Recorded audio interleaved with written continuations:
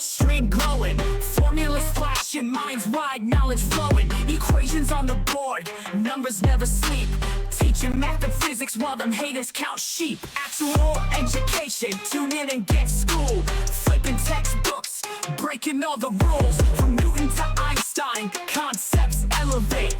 Keep the stream, it's the key to our fate. Dr. Gold dropping gems, knowledge raining down. Actual education making scholars all around. Perpendicular minds, angles sharp as ice. Maths and physics, yeah, the future's real nice.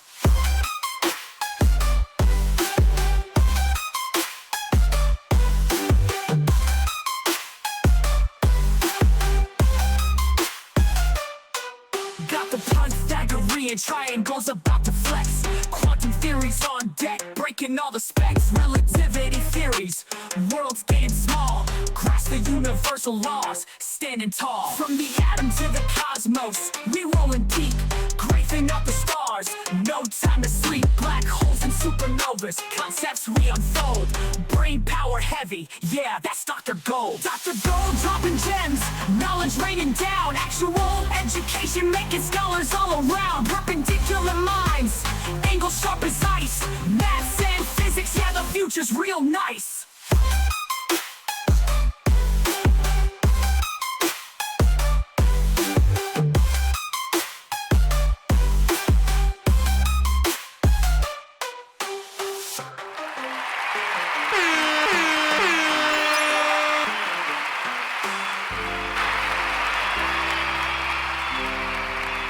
All right, what's up, everybody? What's up with my chat there? Go away. All right, fixed. All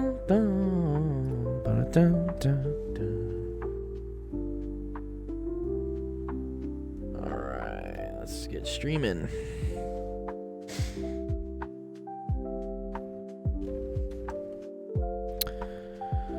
Yeah, a little bit of a different schedule today. I know I wanted to stream, I think, at 4, but I got caught in like a lot of traffic. I had to go to a funeral today.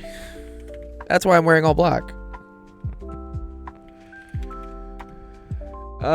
It's been raining. It's been fucking ugly, dude. Look at this weather. I don't like this.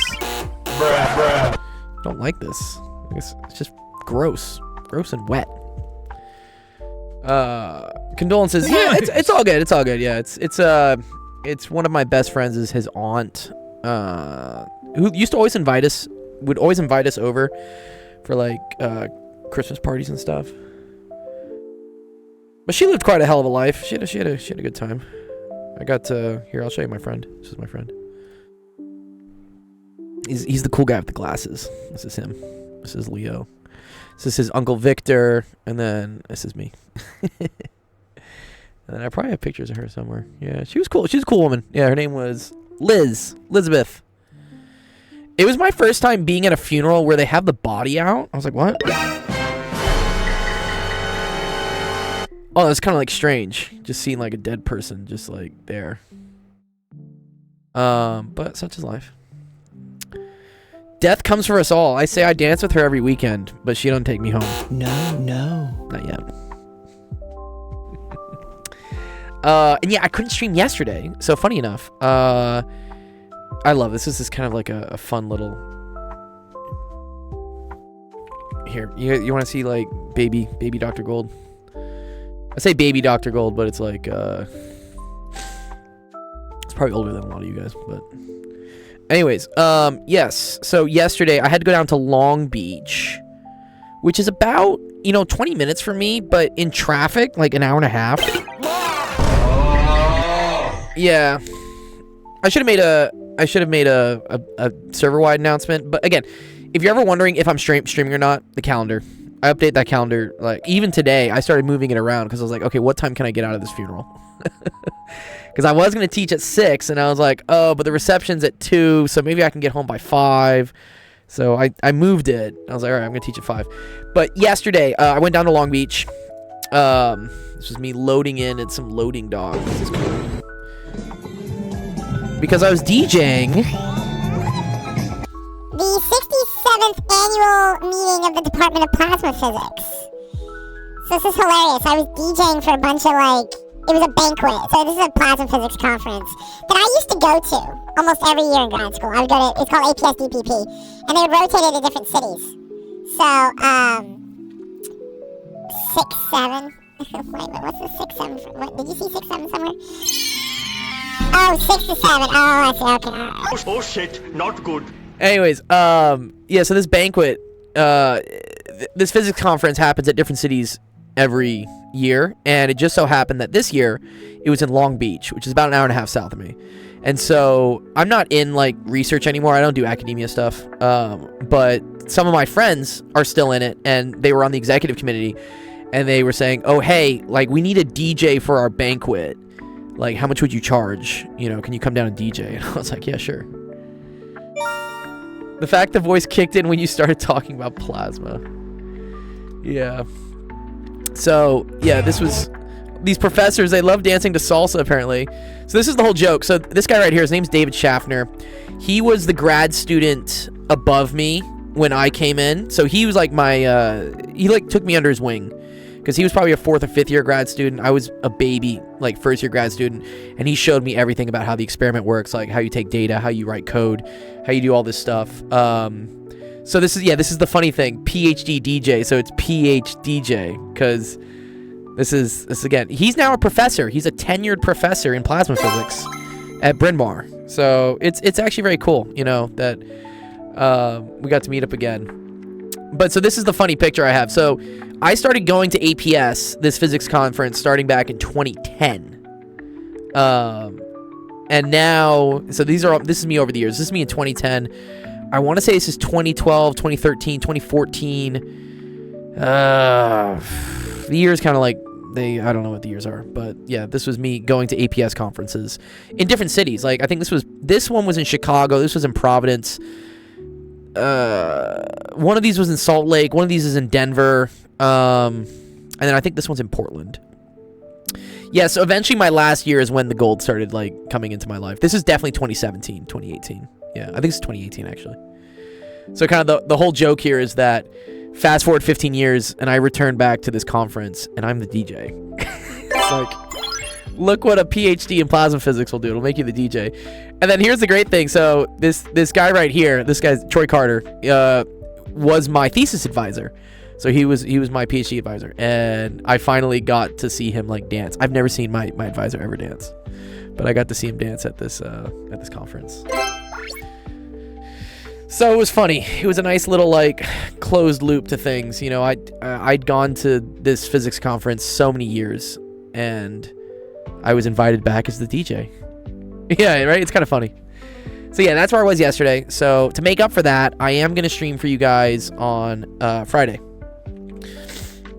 So again, if you ever want to know like when we're streaming, this is the website for it. And so, so I need to move. This is wrong. Wait, I thought I updated this. One sec. Let me update it in the real calendar. Oh yeah, one sec. Let's fix that. So I did have this at the original time. Sorry. I probably moved the wrong one. Okay. There we go. Okay, now it should update. There we go.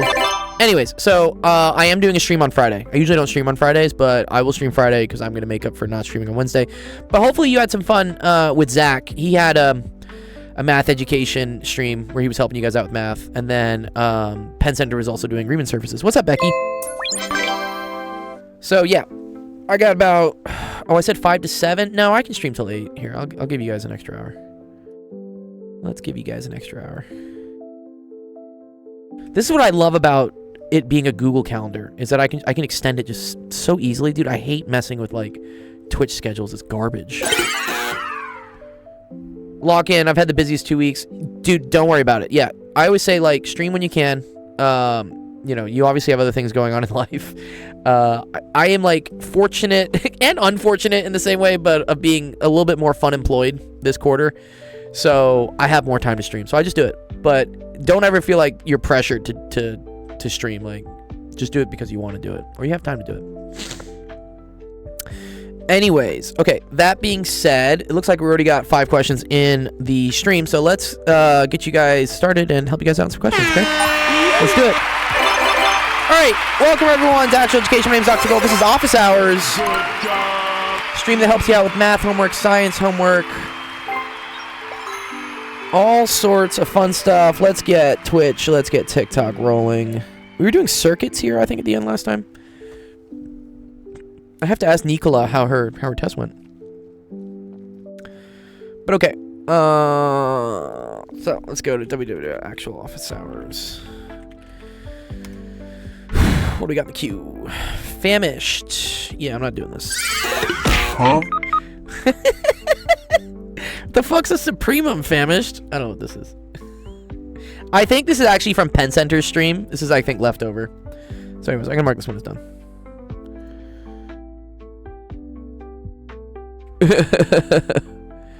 Here we go. I like this. Is this quantum mechanics? Yo. Leckle, I think we're doing quantum mechanics now, dude. Let's start it off. It's kind of basic quantum mechanics, but it is quantum mechanics nonetheless. Also, why is it the smallest image, like, known to man? Wait, what, bro? That's not even an image. Excuse me? Wait, what? Fuck. Finally, he says. This is quantum, no? There we go. Quantum mechanics is quantum mechanics. Like, math is math! One second, let me get all my chats working.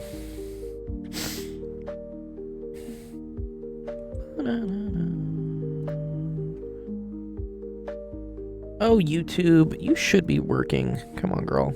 Don't give me problems. No, you just don't want to work. I think we are streaming. Oh, we're not streaming to YouTube yet. What? Why'd it fail? Okay, there we go. Supremum is like max, but it doesn't have to be in the interval. So it's like the absolute global max. Is that what a Supremum is? Supreme. It's kind of like what I would think. Dr. Well, I got a homework question with dense sets and Supremums. Do you think you can solve it? No. I don't think so. But, Becky, you know what to do. Throw it in. I'll put it in the Discord. And then I'll tag the math gods. Or maybe they'll be here. I mean, put it in the queue anyways, Becky. Just put it in the queue. And then, if Zach or Pen Center stop by the stream at some point, I'll, like, you know, get their opinion on it. To see if I could do it. Just the word dense set makes me, like... Thank you, Troll. Dude, Troll Cats is the nicest... Dude, bro. You have the nicest inspiration, dude. Thank you, Troll Cats. Don't get discouraged, champ. You're helping people pass their tests and learn. Who is Troll Cats? Do you, like, know me in real life? Do you know that like, I treasure this, these hypes? Alright, there we go. Alright, now YouTube chat's working. Okay. An electron is found in the n equals 2 state of a one-dimensional box. So, I mean, you can solve this. I mean, there's an elaborate way to do this, right? But I'm pretty sure we have solutions for the 1D box. At the n equals 2 state. Correct me if I'm wrong. Is this like n equals 1? And then this is like n equals 2? The 3 longest wavelengths of light that could absorb the state to reach a different state are lambda A, lambda B, and lambda C. Evaluate the ground state. Oh, so these are excited states. Right? So energy is always equal to like HF. Right? That's just energy of electromagnetic light. And then F lambda is equal to C. So you can say that F is equal to C over lambda. So this is like the frequency times the wavelength has to be equal to the wave speed, which for electromagnetic radiation is the speed of light. So this is, yeah, HC over lambda. So as lambda goes down, energy goes up, right? Because you're dividing by a smaller number. So, evaluate the... I wonder if this is the equation, but I think there's something else for the one-dimensional box, right? Then it says 2 and 3.6 EV. All right, let's see. What is it? 1D box, quantum mechanics, states. I don't know. Energy states? Energy levels?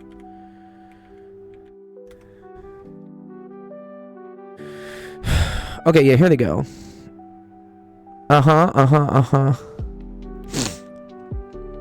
Yeah, this is what I'm thinking about. Cool. These are, I mean, you can rederive these using the Schrodinger equation, but I think you're usually allowed to use this. A little hard to read. Yeah, again, you can always watch, you can always look at the original image, right? By just hitting the counter and then just click on his username, it'll come up. But yeah, okay, so I was right? Yeah, this is n equals 1, this is n equals 2, this is n equals 3. It refers to the number of, I want to say these are antinodes, right? These are antinodes, right? That occur. And then, yeah, M. Interesting. What the fuck is M? I know this is like a quantum mechanics number for something. Interesting. Do you think I'm supposed to set E equal to hc over lambda? And then this is also... So the energy of a state n is equal to n squared h squared over 8ma squared? I think we use this fact. Yeah, I think we use this. And then I think we also use the fact that E is equal to hc over lambda.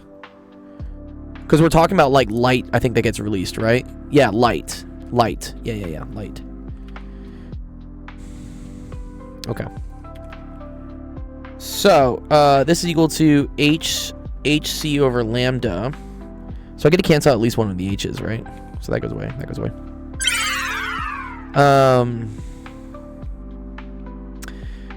And I know n is equal to 2. So 2 squared becomes 4. So 4 over 8 is 1/2.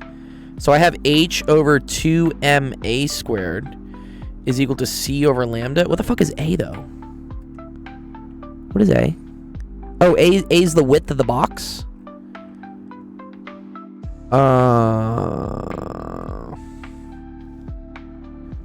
Yeah, and then here, calculate the width of the box. Interesting.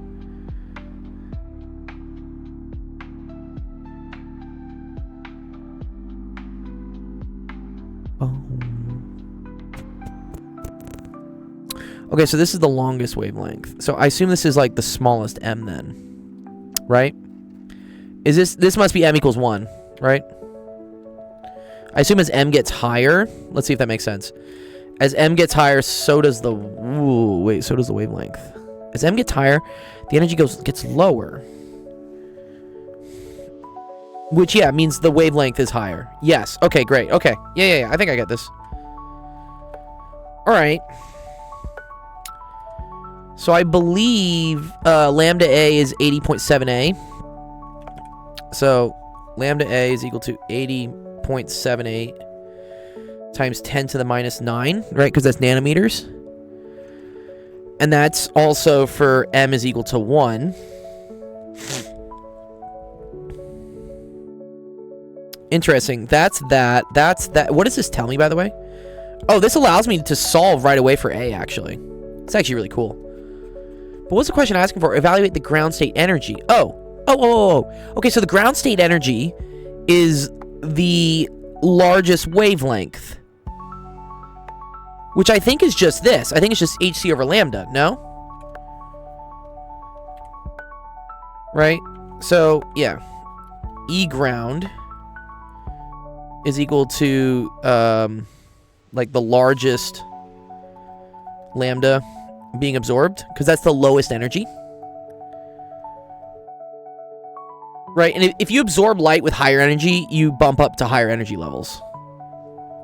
So the lowest energy has to happen when you have the lowest energy of light, which means you have the largest wavelength. And so that's just equal to hc over this 80.78 times 10 to the minus 9 meters. Okay, cool. Not too bad. I just gotta remember what h is. It's some weird constant. It's called Planck's constant, right? I can LeBron Lover. Just if you submit a screenshot of it, I'll do it. I love E&M, dude. E&M's great. Leckel says that's technically right. Okay. So Leckel or Lendover in my chat has a PhD in quantum mechanics, and he says I'm okay. So I think we're all right. I think we're doing okay. Let me get the H constant. And maybe I want this in EVs, right? I think I want this in EVs, no? Yeah. Is that going to work, though, with... That works with HV, when V is a frequency. Oh, wait. But C is meters per second. This is meters. Okay, so we are good. So we're going to use H in electron volts, which is 4.14 times 10 to the minus 15.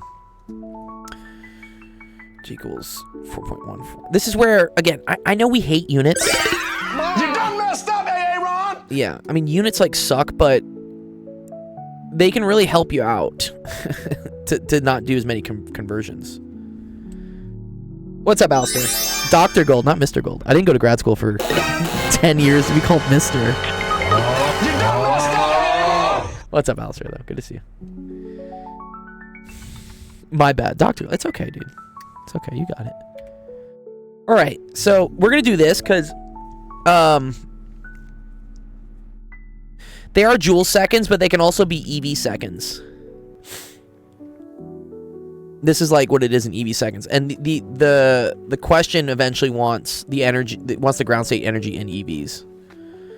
That's why I'm going to use that. Okay, so 4.14 times 10 to the minus 15. C is 3 times 10 to the 8th.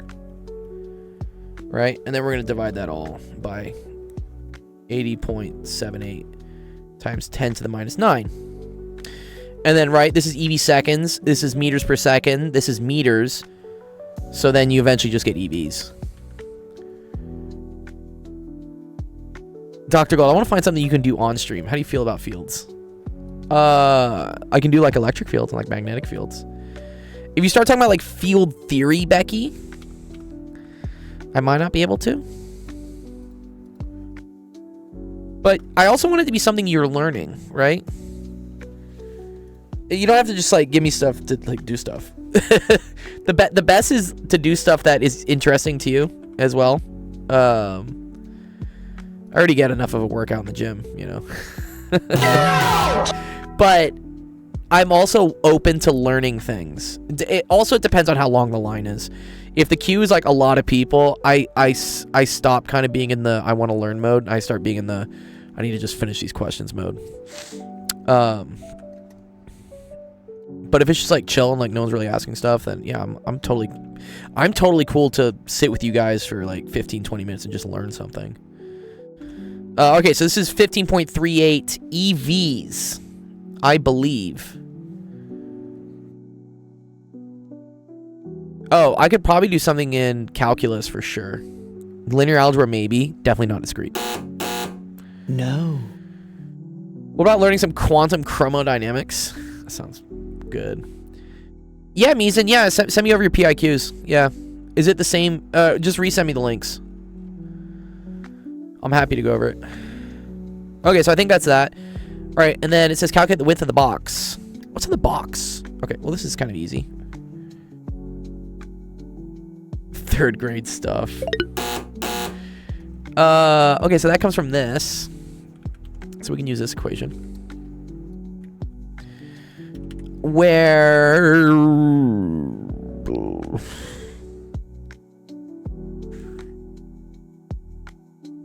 I feel like now you want H to be in... I don't think you want this to be in EVs, right? Because...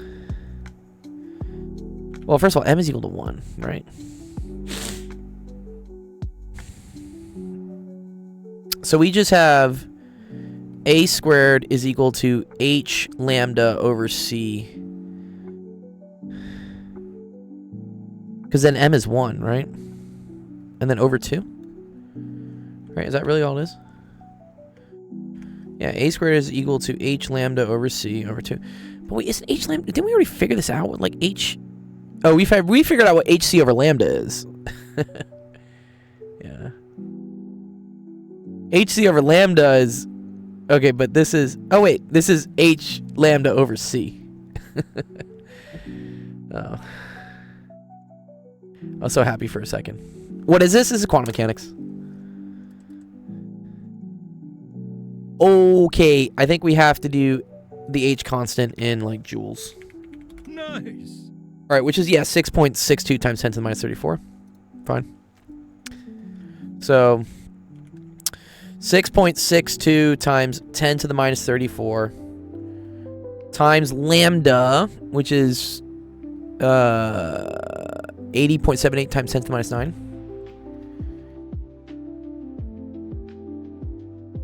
This is a really small box, though, bro. What? I don't know if I like this. It's gonna be a really small box. These are all like really scary exponents. Can you help prove the Heine-Borel theorem? That sounds complicated. What is the Heine-Borel theorem? All right, 6.62. This one I'm less sure about. I think I'm making a mistake here.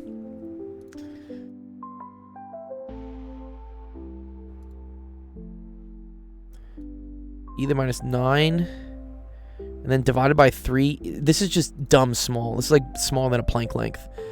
Yeah, I don't think this is right.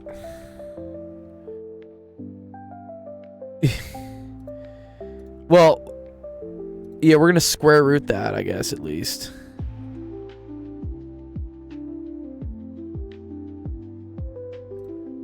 But that's, yeah, what? That's so small. 4.22 times 10 to the minus 25.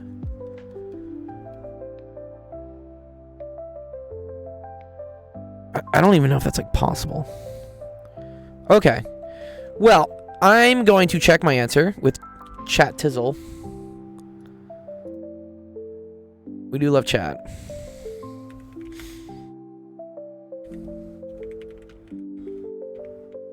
Let's just see. That's possible, but with only one quark. What's QCT? What's a QCT?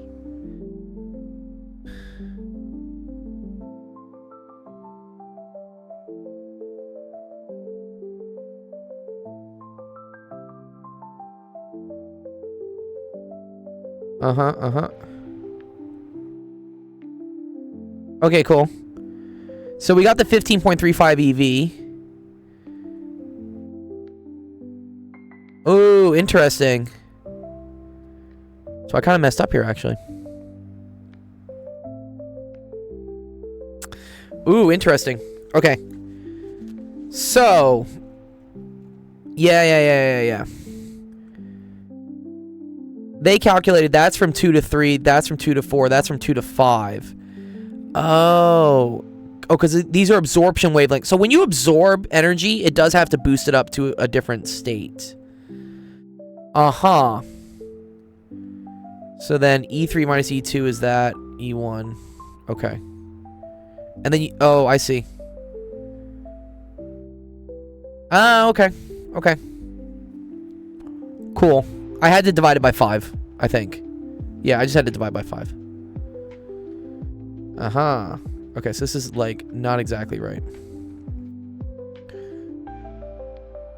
Yeah. Thanks, Rainbow.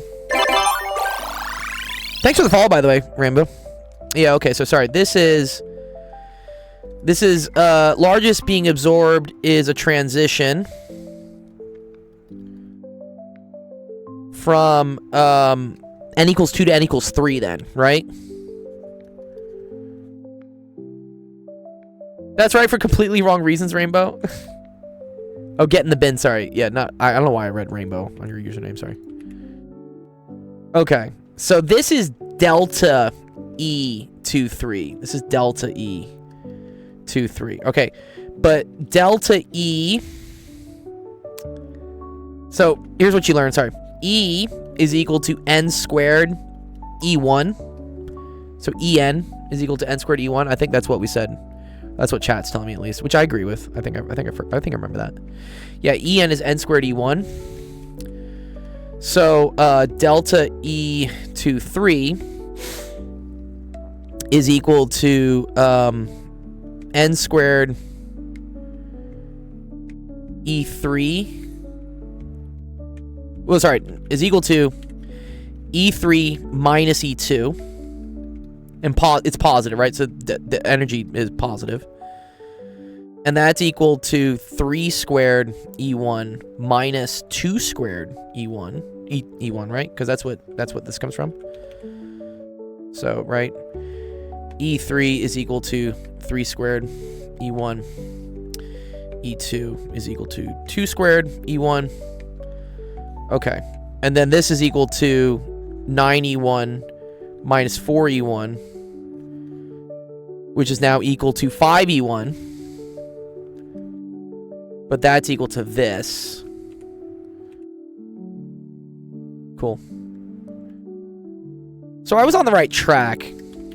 So divide out, and you get the E1 is equal to, what's that, 5.06.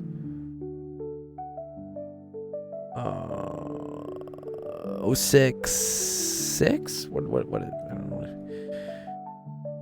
Oh, divide by 5 is 3.07. Sorry, I don't know how to divide by numbers. Cool. All right, 3.0. I think it's like 0.67, but whatever. I'm not gonna say it. Disqualified. I already did. Damn it. Okay, that is E1. Okay, we got the ground state energy. Okay, so then for here, let's see where they got that. So E1 is equal to that. Okay.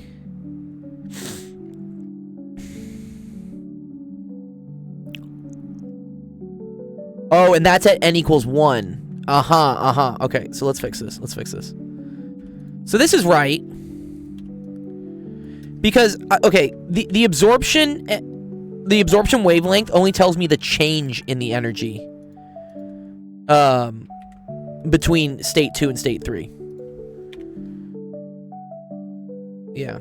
I see. So here, we can use this. We do need this. Not the absolute energy, right? So here, yeah. So this is only delta.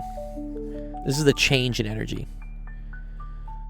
Okay, so then E1, which we know is equal to 3.07 EV, is equal to 1 squared h squared over 8. I think we assume m is also equal to 1. It's like not one of the other degenerate states or something, and then this is a squared. Okay. So then, 3.07 EV is equal to, and then h, now we can leave this in EVs, I'm pretty sure. I want to leave it in EVs. Is that going to get me a proper length, though? No, you have to do it in joules. Damn. Okay.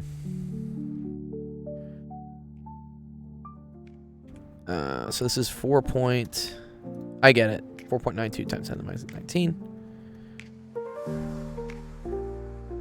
It won't, Benny. Benny with the 6 sevens, dude. Okay.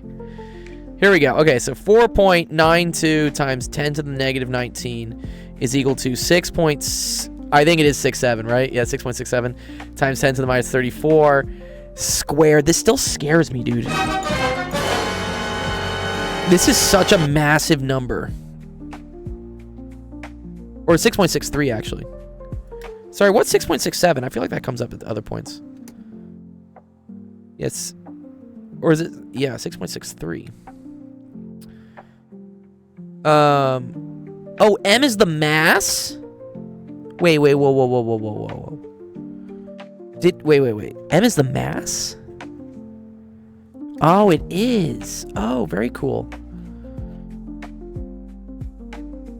Yeah, I think you're right here. Yeah. This is the mass of an electron.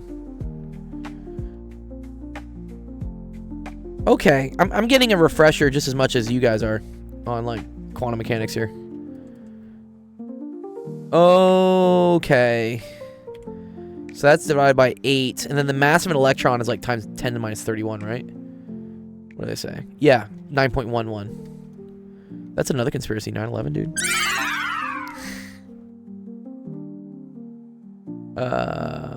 9 to... Yes. Okay, cool. And then we have a squared. Okay, luckily we're dividing this by, like, hella big numbers, too. Small, not big. Oh boy, quantum mechanics is so fun, right? What's up, Clickbait?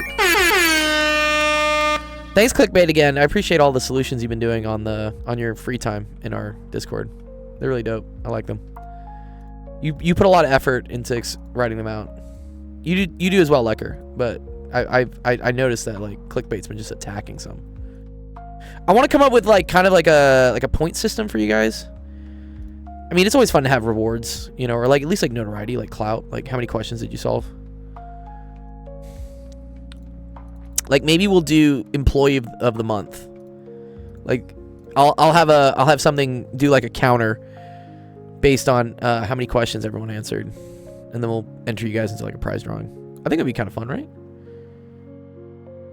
It is a huge number, right? Right? Yeah. I enjoy it. It seems easier for me to write things out with more patience if it's not my own homework. That's hilarious. Like, it's more fun for you, I guess, right? This is a massive number. I don't like this number at all. It's a massively small number. Lecker's correct. But anytime I see 34 in the exponent, I'm just like, you're just going to have a bad time. Okay, and then we have to square root that. And then we do that to the -1.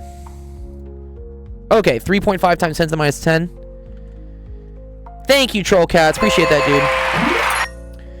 Please don't withhold my food. Hello, what are your tips for a grade 10 student who dearly loved math? Dearly, like, you don't love it anymore? That's upsetting. Wait, do you not like math anymore? I mean, I understand, like, I fall out of love with things, like, all the time.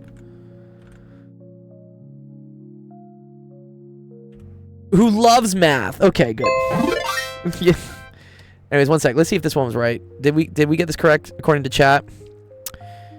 Yeah, cool. 0.35 nanometers. That's 3.5 times 10 to the -10. Nice, we did it. Yes, look at that. Good job, everybody.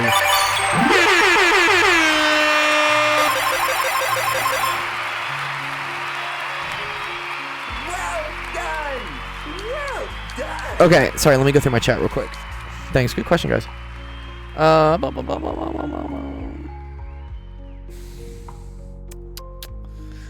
question about the person who loved math. The boy who loved math. Dude, where is my... I get so upset at... There it is. I need more monitors. Okay, oh, this is annoying me to no end, dude. What? No, I can't get rid of this? What? Oh, no. Oh, no, no, no. Oh, that's hella annoying, dude. What?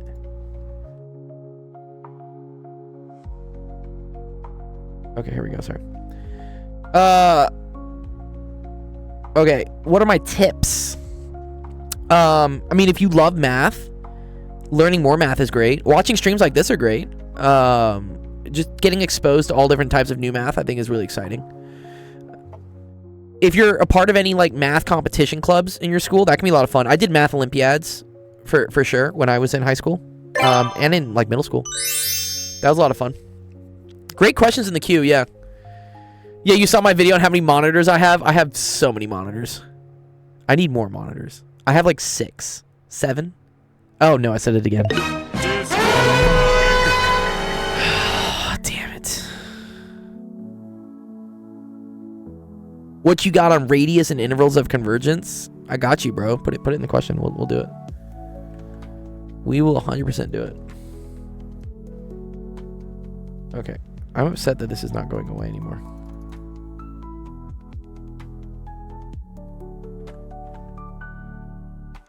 Okay. This is just staying on top? Wait, what the fuck? Okay, you need to go away. There we go. Much better. Okay. All right.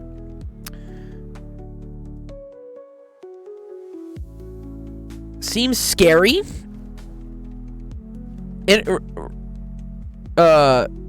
not Rainbow. I think his name is Get in the Bin Now, but I read it as Rainbow. I'm sorry, Get in the Bin if you've been like... You've now been named Rainbow. We've deemed your name as now Rainbow. Oh, QCT. Yeah. Yeah, exactly, dude. It's like the Nelson Mandela effect. Like, we think his name had Rainbow in it. No, I totally thought it had Rainbow in it.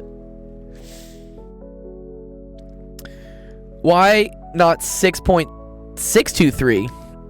It's 6.627. That's why I rounded it. Rainbow, how's it going? Surprise, motherfucker. He is forever deemed Rainbow. You've been renamed today. Okay, nice. Good question. Let's go to the next one. So again, if you're just joining us right now from TikTok, YouTube, Twitch, Discord, whatever, the website, actualofficehours.com, you can enter your username, drop a screenshot of what you want us to go over. It'll get entered into the queue. Here's the queue so far. If you ever want to see somebody's question, just click on it. Click on the username, and you can see what they submitted. This is interesting. Someone's asking about quantum vacuum fluctuations. I don't know if I'm gonna be able to do that. But also, I highly invite you guys to join our Discord, because that's where I post the answers for every question that we do here. And even the questions I can't solve will go into our Discord later for other people who are awesome that help me out, and they might solve it as well. The name is so cool, though. I have a PhD in it, so I may be a bit biased. Yeah. Gold, you got 100K? 100K in what? Oh, in channel points. And did you know the integral of e to the x is e to the x? It is. Yeah, you know the derivative of e to the x is also e to the x. Also, check out the streaming schedule. This is the most up-to-date schedule of all the different streamers in math and science and when they stream. So we're gonna have a stream again tomorrow on Friday, and then Zach will be on Saturday if you want to keep getting help. We'll be here for another, there's a timer there, 2 hours and 17 minutes. But let's go to the next question from Rebby, which looks like it's a divergence theorem question. Okay, it's a little bit advanced. How do I fund this? It's a nonprofit, so we definitely get donations that come in, which are nice. I apply for grants that never get approved. There are some sponsorships. I've gotten some corporate sponsorships, and then the rest is just paid out of my pocket. I just dump money into this. But it's for a good cause. We're working on becoming more cash flow positive without Dr. Gold having to spend money on it. I don't get paid anything for this, if anyone's wondering. Yeah, any of the money just goes towards like operational costs, like the Discord and all the other stuff. I had to buy a second internet connection for this stream. Has a situation with Twitch? No, they haven't gotten back to me. I'm gonna DM them. They said they were gonna DM me. Maybe they lied to me. Sometimes they do.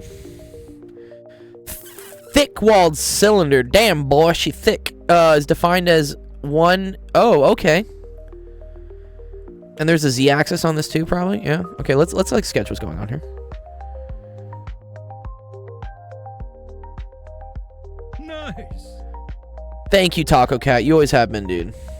Slide into Dan. Dude, I am gonna slide into his DMs. Dude, he said he was gonna slide in my DMs. Dan, should I send him the video? Be like, reminder, Dan, you said you were gonna do that. Dan is the CEO of Twitch, by the way, who I met at TwitchCon. And I asked him about, like, yo, bro, what's up? When are we getting categories? Let's see what coolest... He said, you mentioned being in a contest math club. How do you go about doing contests like the AMC?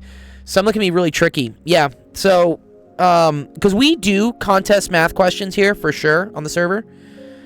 My general strat for those is to have done other ones. So look at like previous questions, see the solutions, and you'll start to get like an intuition for what the different strategies are to solve them. Like there's like certain factoring tricks they use all the time. Wait, can I want to highlight this. Can I highlight this, please? Let's paint bucket this bitch. Oh, nice. Yeah, there we go. Nice. Okay, cool.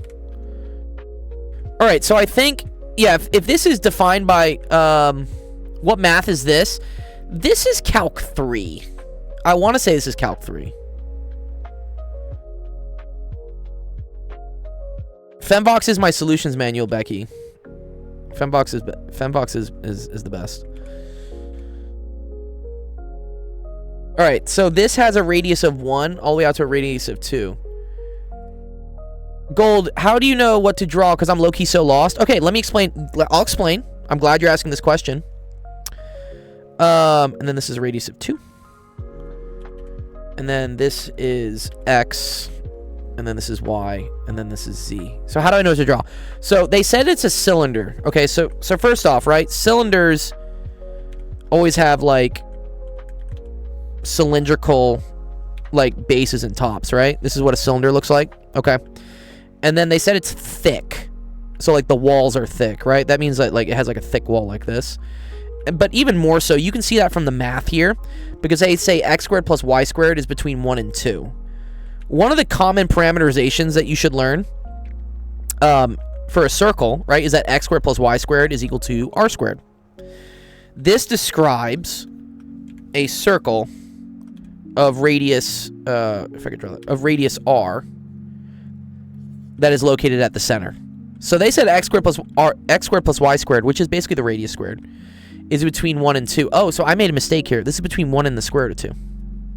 Because it's r squared. How could you miss this, Fedbox?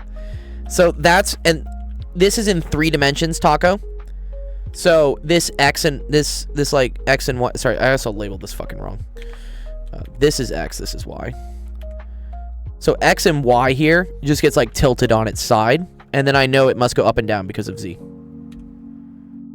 Does that make a little bit more sense, like how I drew this from this?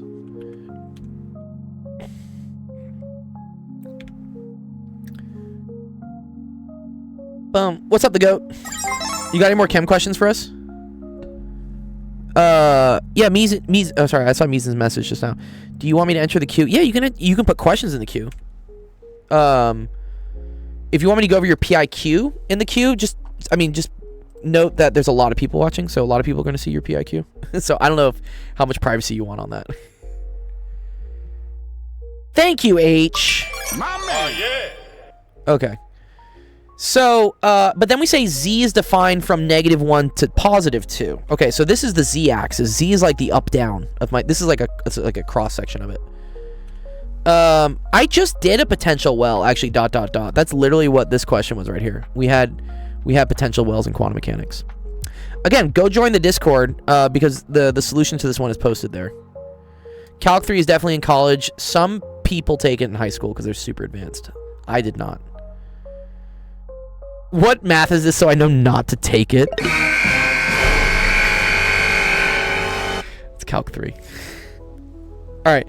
So z is defined from -1, which is like probably down here somewhere.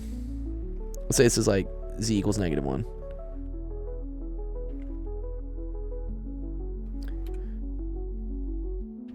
Is Calc for engineering? Definitely. Yeah, if you're trying to be an engineer, you will probably have to take Calc 3 at some point. Alright, then this is like z equals 2.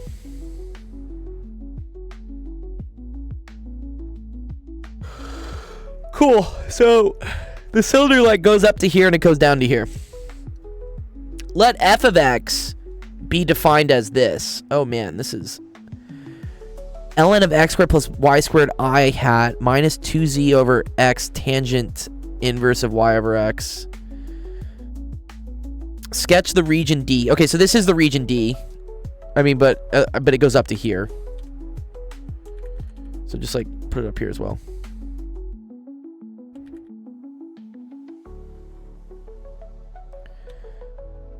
Oh no, we got too much of the color.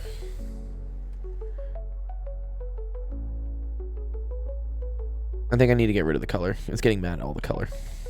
I was like, why is this thing lagging? I think it's because it just doesn't like the color. Sorry, let me get rid of the color. Okay. It doesn't like rendering that many different little sections. Okay, that should be better. Oh, it's still trying to do it. Oh no. Okay. Let me screenshot this real quick because I just don't want this to break the whiteboard. I usually never use the fill-in function. What's up, Frizz? You missed a shade, man. What's the shade? This thing's getting. Oh, I did. Oh my god, no, I did not. All right, whatever. God damn it. I'm gonna leave it. Actually, no, I can get rid of it. Oh, wait, can I? Yeah. This program doesn't like shading. I'm now realizing that. Like, because every time I move, it starts getting, like, upset. I solve a lot of viewers' questions. Yeah. Do you have a degree in physics? Yes, I have a PhD in physics. That's my LinkedIn if you want to go see it. Dude, no, dude. Okay, one sec. I'm just clearing all this. We're getting rid of this. This is just causing too much trouble.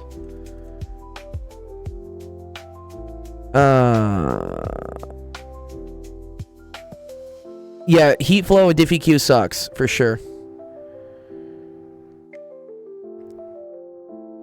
Yo, probably hard to remember, but like your tutoring that I did like 5 years ago is helping me so much. Awesome, Trees. You're in the Navy. Sick. In the Navy. Are you on an aircraft carrier or something, Trees? Let us know. I always like to see like where people are these days. Loki was about to say something, but like, I don't know if it'd be messed up, so I'm not. Are you gonna say something about like semen or something, dude? No, I was gonna Always the say something about joke. Battlefield. Battlefield is dope. I was gonna say, is bro about to be playing Battlefield in real life? Yeah, IRL be at Battlefield. Yeah. That'd be All right. big. Except you died instead of being revived. Yeah, don't die, please. There's no revives in real life. We had so I was working out. One of my best friends that I work out with is he was a Marine and he did 2 tours in Afghanistan, which is nuts. He's a really cool dude. Negative 2z over x arctangent of y over x. You're schooling. Oh, a nuclear mechanic. Oh, that's sick. That's dope, dude. That's dope. Yeah, you're probably doing some cool, dude. Like, cause all the aircraft carriers, all the big ones have nuclear reactors on them. That's how they're able to stay out at sea for so long without having to refuel. Cause they just have like forever engines on them.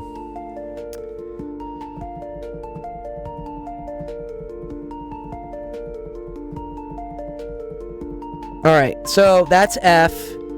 Sketch the region D. Use the divergence theorem to find the outward flux of F across the boundary D. So I think we have to do like the top, right? And then maybe the side and then also the inside. Oh, Jesus Christ. This is a rough question. Or is... Because here's what I think we want. And I did this one before. I did this one. One sec. I need to go find the equation. There's an equation. This is not the thing I want. Where is it? Divergence theorem, like flux. Is this it? Yeah, okay. Divergence of F dV is equal to the same thing as F dot NDA. Right. So this is where I think it's easier to do div F dV than it is to do F dot NDA for like all the surfaces. I think that's how this works. Yeah. Bless you, Chegg. A relic of the past. We may need to convert the coordinate system too, actually. I think we probably do want to convert. Yeah, you know what I'm seeing right away? I think I want to do this in cylindrical coordinates. Just because, like, arctangent of y over x, I think is theta. Yo, what's up, Ski? My man. And x squared plus y squared is certainly r squared. Yeah, I think this is what we want to do. Okay.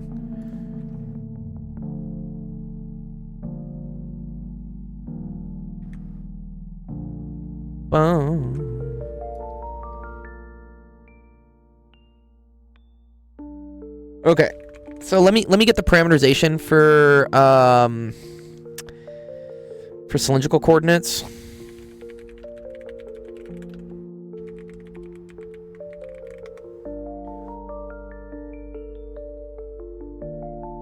Yeah, you gotta learn. Yeah, you also gotta look up div. Wait, let's see, div. Can I do the harder one? Just tell me which one you want me to do.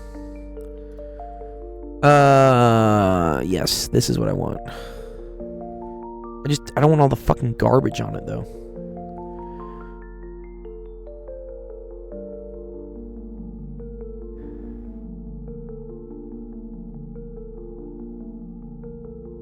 I think this is what I want, though. Yeah. I don't need all the fucking moments on it.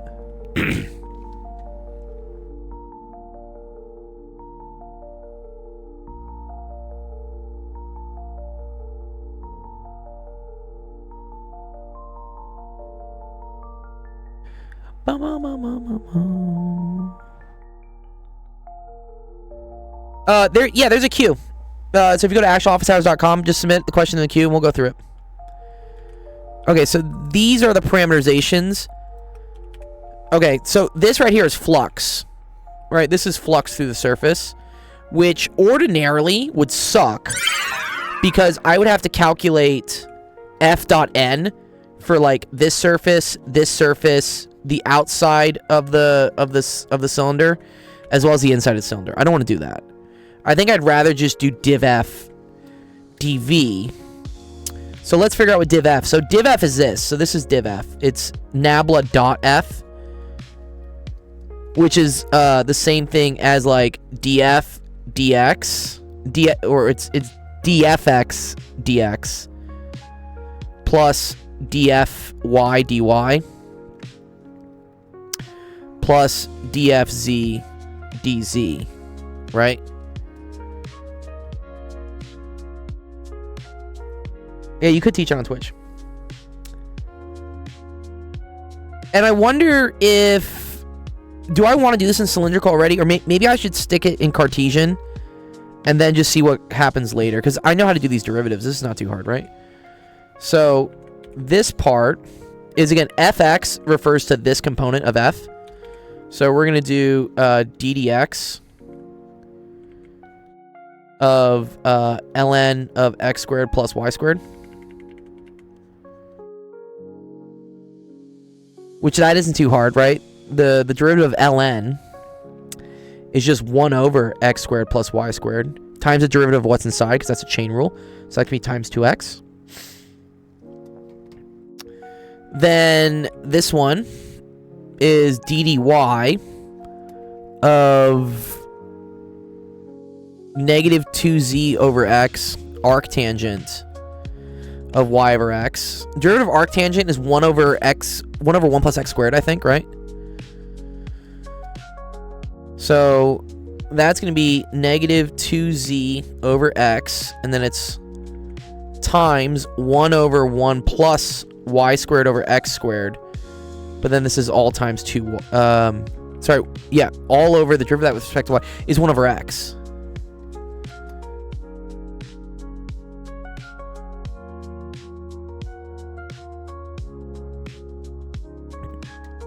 Ooh, thank you. What's up, Zach? Shout out to Zach. Zach's another awesome streamer. We love Zach. Shout out to Zach. Becky was going to ask some discrete math questions later. And I was like, wait for Zach. Thank you, Mr. Godley. Yeah, I see it in the queue there. Yeah. Don't worry. I have 2 hours. I will try to get through as many questions as I can. And if I can't, they'll get answered in my Discord anyways. All right, so if you multiply the x through, this is actually kind of cool. Oh, look, there's an x and an x. There's an x squared. That's actually going to cancel this out. Nice. We love that. So this is negative 2z over x squared plus y squared. I fucking love this because this is just going to be r squared. Happy about that. Okay, and then we do this one, which that's ddz. Mics are cheap. This mic I use, it's a Yeti. It goes on sale all the time. Especially, okay, if anybody wants to buy anything electronics, do it like this week or next week. That is Black Friday, and that's when all electronic stuff is usually pretty cheap, or they've like marked it up and dropped it down again. In any case, the mic I use here, and I have 2 of them. I have another one like over here. I think it's on sale for like $70 right now. I usually pay like 100. Okay, this is fun because this is just z times a constant. So that's just equal to the square root of x squared plus y squared. Beautiful. Okay, cool. So we already got div.f. So div.f. Yeah. Yeah, don't let your dreams be just dreams, Leckle. Minus 2z over x squared plus y squared. Plus the square root of x squared minus, right? It's the square root of x squared plus y squared. Okay, but I need to do div.f over the volume integral. I think this is where I want to now convert, right? Because now this is over the domain of div.f dv. Now I think I want to convert this to cylindrical. I don't think I wanted to do div.f in cylindrical, but once I have it, now I can do the volume integral. Because dv and cylindrical...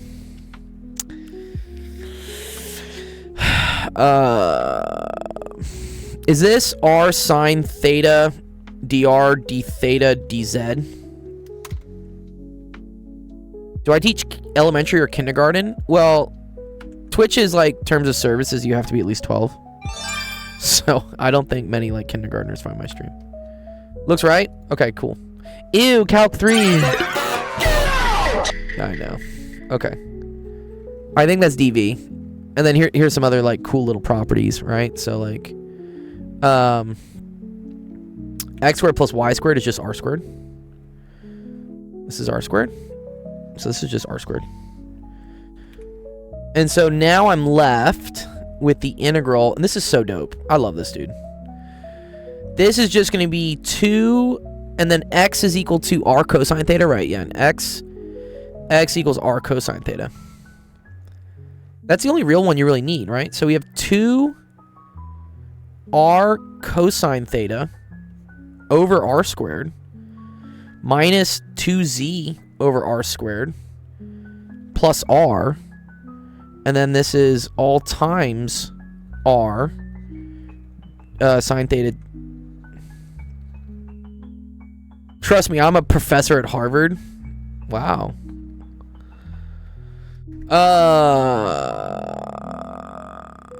Okay.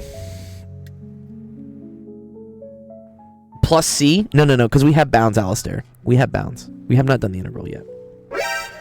We've not done yet. Because r, this is cool. So r is going to go from 1 to the square root of 2. Theta is going to go from 0 to 2 pi. And then z is going to go from -1 to 2. These parameters right here is why we drew this. Drawing the shape helps you out to like figure out what the calculus parameters are. Sick. Okay. So we just got to do this integral. Is that trivial? No sine theta? Why is there no sine theta? Why is there no sine theta? But wait, isn't dv r sine theta dr d theta? Or maybe it's not sine theta. I think it's actually just r dr d theta dz. Is that right? I gotta look this up. dv and cylindrical. Seems like you forgot to add a plus c. No. We haven't done the integral yet. The plus c is when you've done the integral. Thank you, Godly, for the roses. That's nice of you. Make sure you integrate by parts. I don't think I have to integrate by parts here. I think this is correct. Yeah, okay. So actually, let's run the r through then.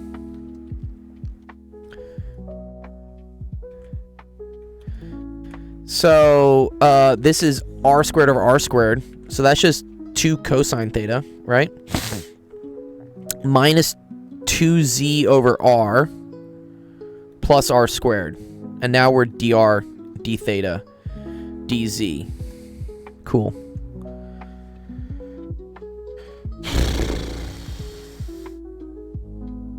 Right? Okay. Which one do we think is probably the easier integral? I think that I'm pretty sure. I mean, the r is easy, right? So what's this? 2 cos. So wait, can I do Fubini's theorem here or something? Right? Can I like pull this one out of like the r integral because it just doesn't have r based on it? Right? There's no r on this one because yeah, it got canceled out. Yeah, let's pull it out. Yeah, I think we can.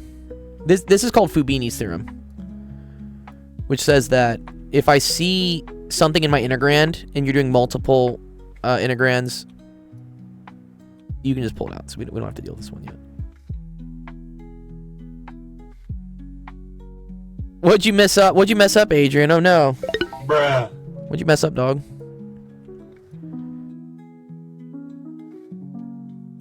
Okay, so let's do this. So, that's -2z ln of... Wait.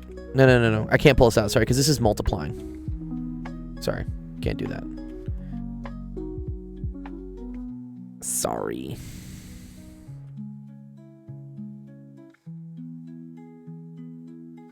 Yeah. What are double integrals? These are used for volume. So you do single integrals, right? Like for instance, integral of like f of x dx. That's to figure out like the area underneath a curve.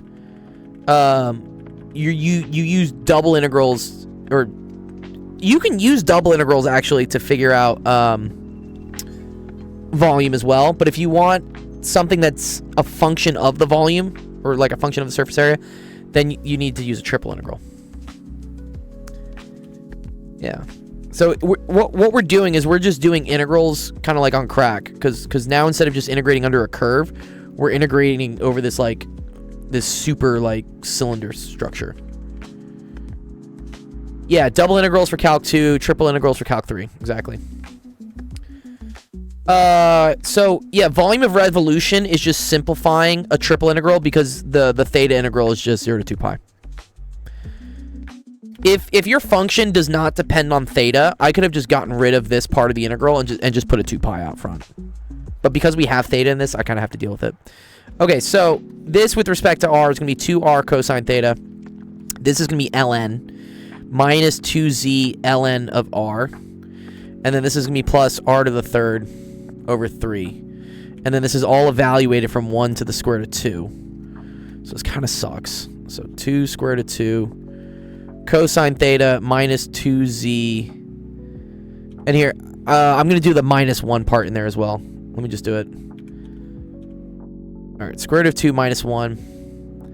2z. So if you do the ln of this minus the ln of this, it's like dividing them. So this is ln of square root of 2 over 1, which is nice, because ln of 1 is 0.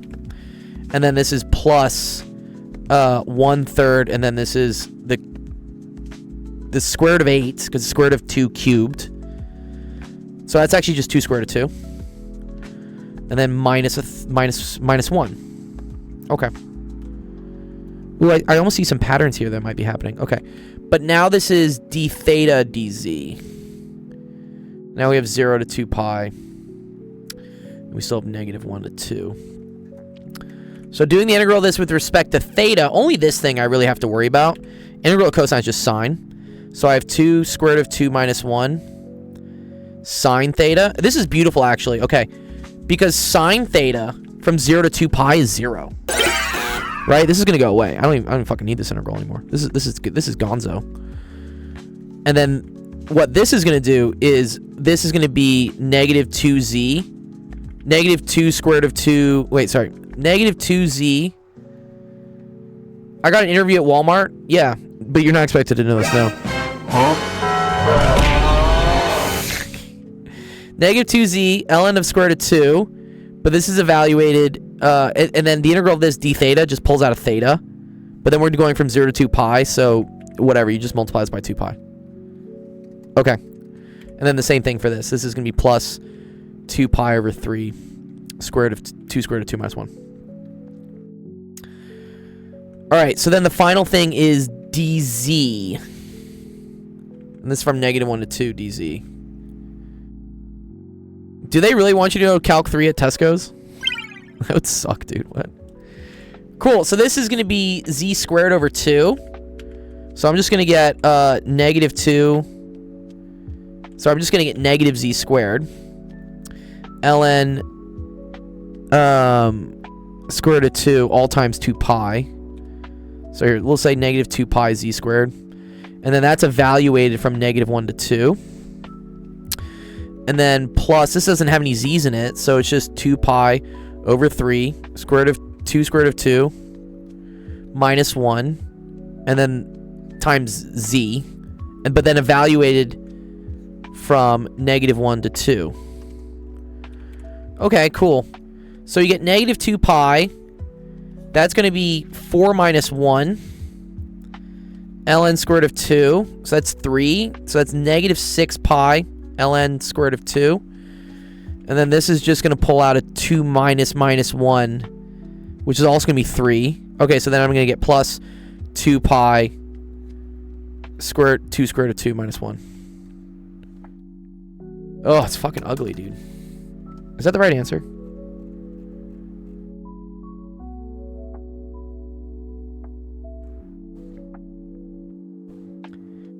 Boom, boom, boom, boom. Boom, boom, boom. Looks good? Okay. Let's see. This is what chat got for the final answer. Let's see if we're correct. I think we're pretty close, actually.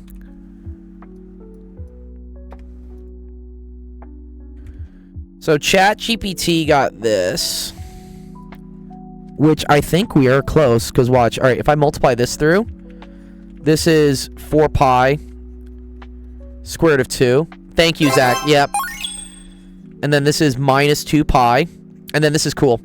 So negative 6 pi ln of 2 is the same, ln square root of 2 is the same thing as negative 3 pi times 2 ln of square root of 2. And then from ln rules, again, you learn this in pre-calc. This is why you have to remember everything. If you have a number in front of ln, you can bring it back in as an exponent. And then the square root of 2 squared is just 2. So this becomes negative 3 pi ln of 2, which is what they had here. Sick. Okay, cool. Yeah, we did it. Nice. Good job, guys. That's dope. Wow, what a question. Whose was that? David Rebby. Dr. Gold, you're so tough, dude. That's dope. I try. I don't know, I just felt good to do that question. How long did it take you to get this good at math? Yeah, honestly, I mean, I was like kind of okay at math. My PhD's in physics, so I'm much better at physics. But I've been tutoring, teaching math for probably, oh man, how old am I now? Like 15 years. And I've been streaming for the last 4. And so actually streaming has really helped me out the most with getting good at math, because a lot of these questions are kind of a little bit outside my comfort zone, because I don't really encounter them. Most of my like private tutoring stuff is just like basic calculus. But every once in a while, or actually like literally every stream, someone asks me a question that is slightly difficult for me, like slightly more difficult than I'm comfortable with. And doing these types of questions is what gets you better at math. Yeah. Can you sign my TI-84? You want me? I could sign you a gold one. You want a gold one? have a gold one for you if you want it. If you have an E&M problem, don't paste it in chat because it'll get lost in chat. But if you go to the website here, just take a screenshot of what your question is, or like type it in chat, take a screenshot of it, and just dump it in here, and then we'll go through it. So next question is from Nathan. Nice. Okay. We're doing parameterizations. I like parameterizations. I did plasma physics. Yeah, plasma physics was my my PhD work. So I did a lot of E&M. I was an experimentalist too. So even within physics, I didn't do too much in terms of like group theory, set theory type stuff. I just wanted to get my hands dirty and like bang shit with hammers and stuff. Why do you teach physics if you're good at math? I teach everything, but my PhD's in physics, and especially at the university level, you have to have a PhD in the field you're teaching. So that's why I teach physics. But I also, I mean, I teach math here, you know. I went to UCLA. Consider the cone z equals, okay. Wow, oh, this is a fun little cone. Yes, this is probably a little softy question, which is nice. It's nice to have little softies every once in a while. So remember, from this is actually related to the last question we did. So x squared plus y squared in cylindrical form is equal to r squared. And so if z is equal to the square root of r squared, that just means z is equal to r. So as you go up, the radius goes out. That's actually really cool. So yeah, this is a cone. So note, when this is the z-axis, right, guys? When z is equal to 0, like down here, the radius of this circle goes to 0. So that's why it looks like a cone. I do teach. Yeah, I do teach. I'm not teaching this quarter, but I have taught. If you ever want to go watch one of my courses, I taught a physics course at UCLA totally online this summer. on YouTube. You can go watch it on YouTube. Can I have your gold calculator? He's like, give me the calculator. I want this calculator. Give it to me. If you DM me, I'll give you the emulator for it. It's not too hard. It only really works for Windows though. How do you find the course? Yeah, so if you go to the website here, go visit our YouTube, and then it's literally under courses. Here, Physics 1B. So this is all. So how many was it? Graham. There are 25 lectures I gave on E&M. It's a first year university course in E&M. Is my favorite color gold? Correct. I say there are no dumb questions except if you ask me like what my favorite color is. Like, don't ask me what my favorite. You should know this. Thanks for the jewels. I use Group World. Group World. They're old. They're old school, but they work and they're solid. I don't really have issues. That's why I pay them. The prereqs for that course are, I want to say Calc 1 at least, maybe Calc 2. And you would have to have had, so that's Physics 1B, so you would have had to have taken Physics 1A, which is mechanics. What is my least favorite color? Probably silver, honestly. I don't like silver. Or red. I don't like red either, honestly. Nice, good job, MZs. Want a quantum mechanics problem? Yes, because I know Leckel wants it. My students call me Dr. G. Because my first name technically is Giovanni, so like the G still works. But y'all can call me Dr. Gold. Okay, use cylindrical coordinates to parameterize a cone in this form. R is a function of r theta, and then x, y, z. This is f r theta, g r theta. So wait, is this x, y, and z? Is that what we say here? Yeah. I think we do. Magnetohydrodynamics. No. that's my thesis work. I don't know how to do that stuff anymore. Okay, I believe oh,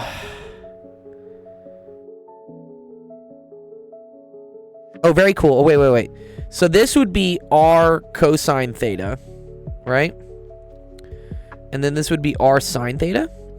Is that what they're asking for, by the way? Sorry. Use cylindrical coordinates to parameterize the cone. Oh, just in terms of r and theta.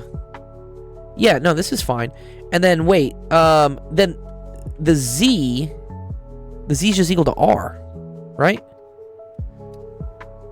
Is that literally how you do this? Is that all we had to do for this question? Quantum Leckel. You've changed your name. This is the way? Okay, cool. All right, we're done. We did it. That was a beautiful, nice, simple question. I like that one. You just had to write that z was a function of r. Okay.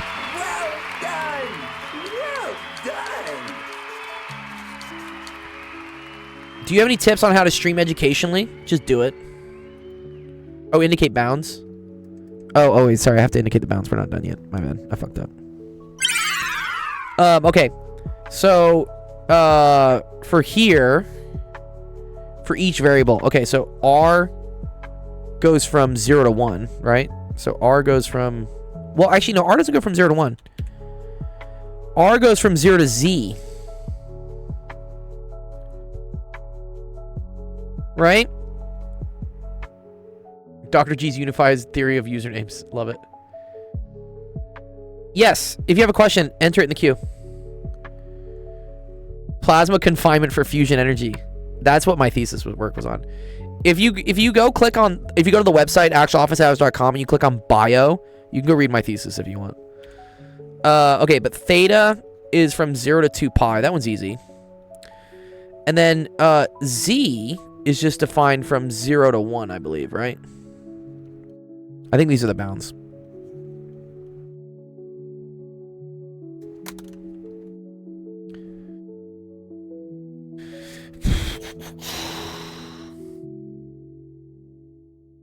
You just had an exam? Yeah. So what TikTok does, which I think is unique to any other live streaming algorithm, they like will analyze the transcript of what I'm saying live. So if I'm talking about stuff that you did on your exam, they know to show you my live stream. It's very fascinating. Because sometimes, like, if I start, like, doing chemistry questions and I start talking about chemistry, we'll start getting more chemistry question submissions. It's kind of like what's it called? Like a positive feedback loop or something. Anyways, this was Nathan's. How do you submit a question? Actualofficehours.com, the website, down there. Go to that website. Submit a screenshot of your question. I have an hour and 40 minutes. I'll try and get through as many as I can today. And if I can't, one of my other awesome actual educators in my Discord will probably solve it. Or ChatGPT will solve it in 2 days. Or maybe someone on another stream. There you go, Alistair. You found my government name. If you look harder, dude, you can find my address too if you want. Everything's public record at this point. Okay, let's see. What does Alistair have? Alistair. What? This I may not be able to answer. You're not a psycho.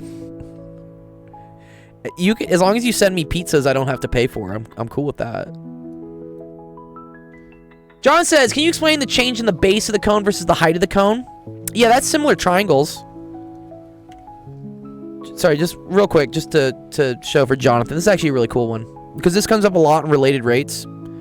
So if you have a triangle, for instance here, let's say it had a height of 10 and like a radius of like 3, and you wanted to define like what a different triangle would be. So usually the analogy, the question that this is always used with is that you have a cone that you're filling with water, and they want to know if the height is this, how's the radius, how do these two things relate to each other? And this is using inscribed similar triangles, where you say the ratio of this to this, so you say like 10 over 3 is equal to the ratio of this to this, which is h over r. So then from here, for instance, you get that r is equal to like 3/10 h. And then you put this into your related rates question to solve for, what is it? I think it's like v is equal to 1/3 pi r squared h. So then you can plug this in for r, and then you would get, like, for instance, v is equal to 1/3, and then that's pi, and then that's 3/10 squared, and then that's r squared, that's h squared times h, so it's h to the third. And then when you do the related rates here, this is like dv dt is equal to 3/10 squared 1/3 pi, and then this is 3h squared dh dt. And then these are the two rates you usually like relate to each other. Yeah, that's what happens. Sorry, yeah. So that's the related rates with the cone. Okay, but what is Alistair asking me about? I did not major in math. I majored in physics. Show whether it is logically possible for the quantum vacuum fluctuations to dynamically change the signature of the metric from minus plus plus to plus minus minus. Dude, what? Without causing... Oh, Alistair, dude, what the fuck is this? Dude, what? What, Alistair? What's the Discord link? Again, if you go to the website, actualofficehours.com, there's a link here to join the Discord. Just click on that. Join our Discord. It's not rocket science. Yeah, this is... Yeah, okay. This was done with ChatGPT. Surprise, motherfucker. I can tell, chat. I speak ChatGPT. Did you just ask it for, like, the most ridiculous questions that you could ask someone on a stream? It's cute. Alright, but I have no fucking clue how to do that. But in the case I don't know how to do something, you know where it goes. Back to the Discord. Okay, let me do the next question. That's your geometry homework? Get the fuck out of here. Ooh, we're doing Zach's favorite. We're gonna do some convergence testing with limits. Yeah, holy latex, right? Odin, dude, I'm on my journey, dude, for 3 plates. I did chest day again today. I think I put up 250 for 6, which I think is a 1 rep max of like 290. I'm close. I want to get to 315. I want to do it. I just want to do it once in my life. All right, determine if the series converges or diverges. Please state what test you're using. I believe this is the nth root test. I'm close, right? Like, yeah, I'm getting close, Todd, right? I'm getting close. I think, like, something like less than 1% of the population can bench 225. There's a thing called, like, gymflation, where, like, all these influencers, these gym influencers on Instagram make 225 look like the standard that, like, you have to be able to lift. But, like, nobody can lift 225. It's actually very, very, very difficult. I don't think this is the ratio test. I think this is... So anytime you see to the nth root, this is the nth root test.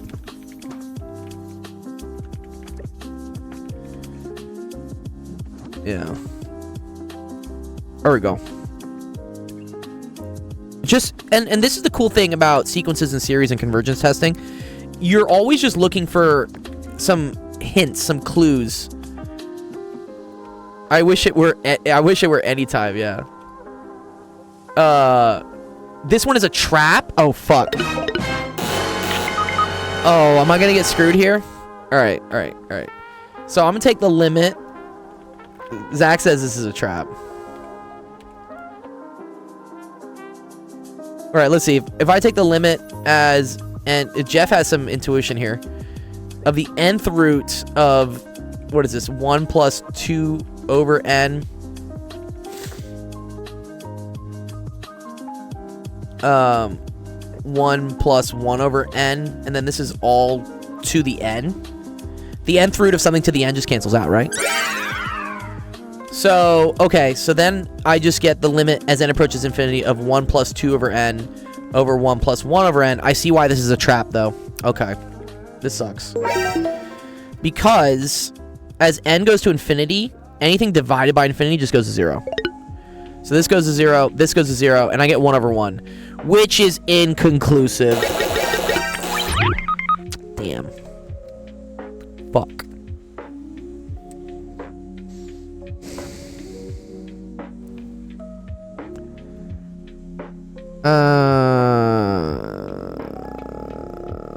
Okay. Jeff has some intuition here, though. Which he says, let u equal 1 over n. Okay. So, then 2u is equal to 2 over n? Alright, so let's... And then we're still taking the limit as... Okay.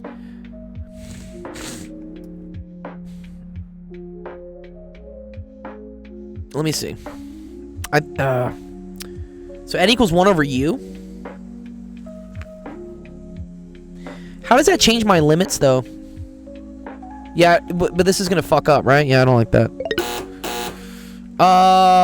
Ratio test? Yeah, let's try the ratio test. Something tells me E is gonna show up here. Yeah, maybe.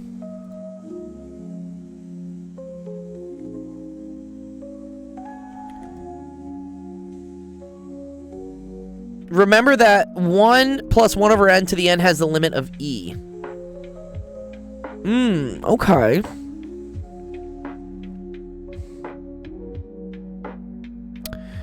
Tomorrow's test is sequences and series. Any tips? So, yeah, being able to quickly identify what type of test... So, there's a great table, actually, on this. Sorry, let me find it. It's the series convergence, like, cheat sheet. Someone made one of these. There's one that I really like. Is it this one? No, I think it's this. No. I think it's this one.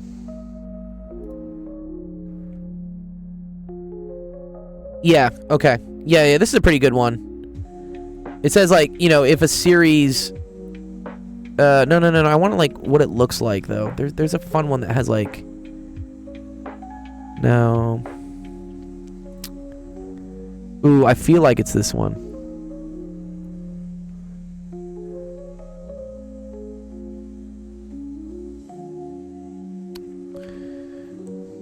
Anyways, yeah, one of these has a pretty good, like, sheet on, like, if it looks like this, you should do something like this.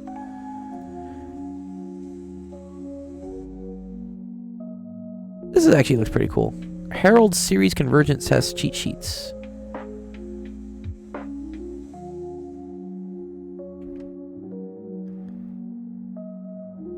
I feel like it's this one. Yeah, dude. I just have a feeling. My spidey senses are going off. 1580. Yes, Zachary. I'll call you more than a good boy, dude. What? That's a great boy. Good job. Oh man.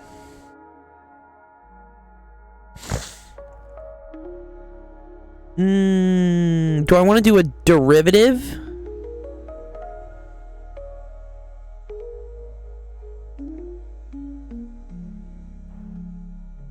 I feel like this diverges. Because... Okay, wait. So this, right? As n equals 1 to infinity. This is 1 plus 2 over n to the n over 1 plus 1 over n to the n.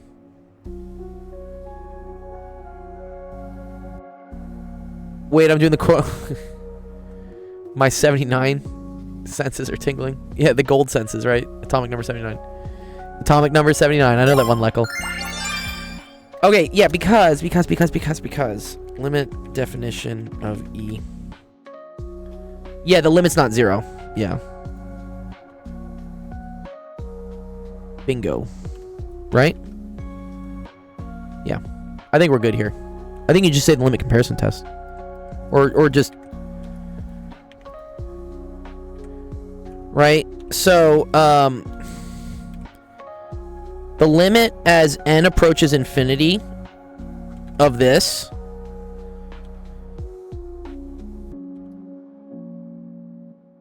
right? That's equal to the limit as n approaches... Yeah, I think by the nth turn test, right? Yeah, of this...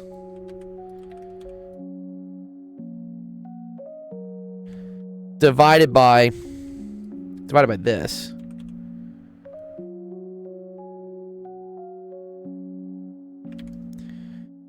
And this we know from here is just equal to E. And then this, so 1 plus 2 over n to the n is always greater than 1 plus 1 over n to the n. Right? So if this is E, this has to be greater than E. So something greater than E. Top is E squared by substitution.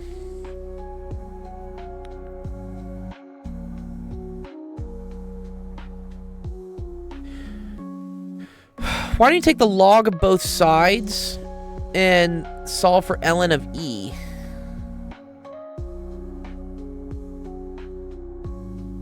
What do you mean both sides, sorry?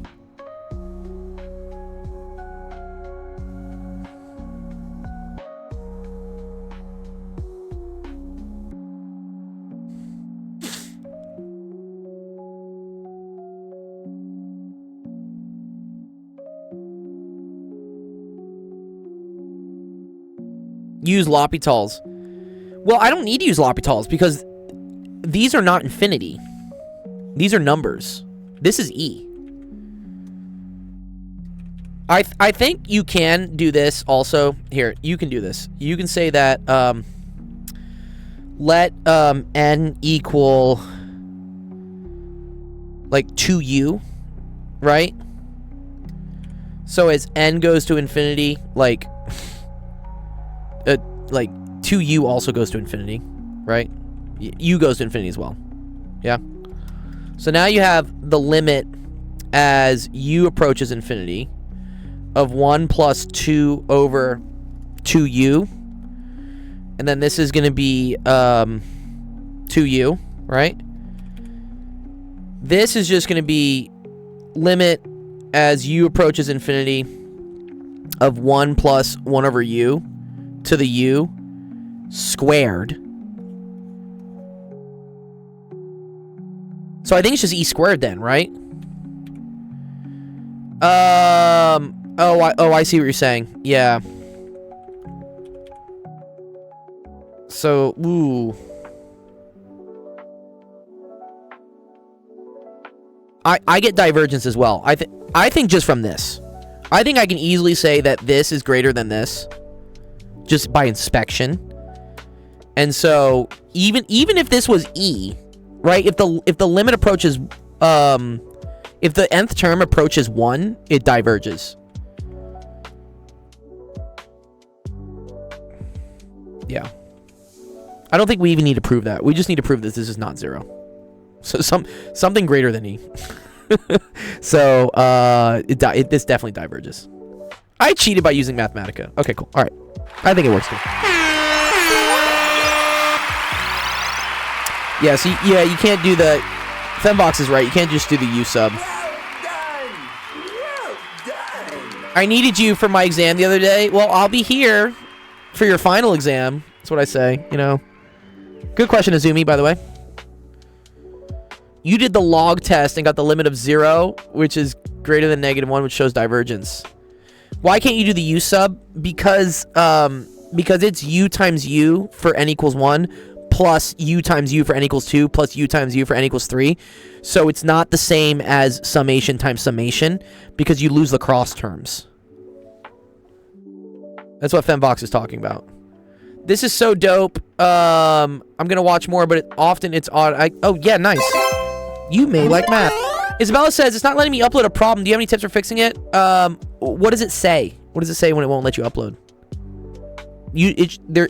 I'm curious because a lot of people can't upload. I'm just curious what there should be an error message I have written into it.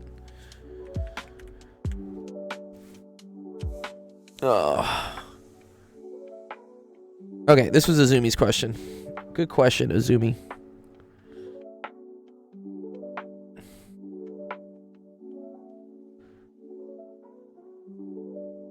Oh, it just doesn't load anything. It stays the same. Oh dear.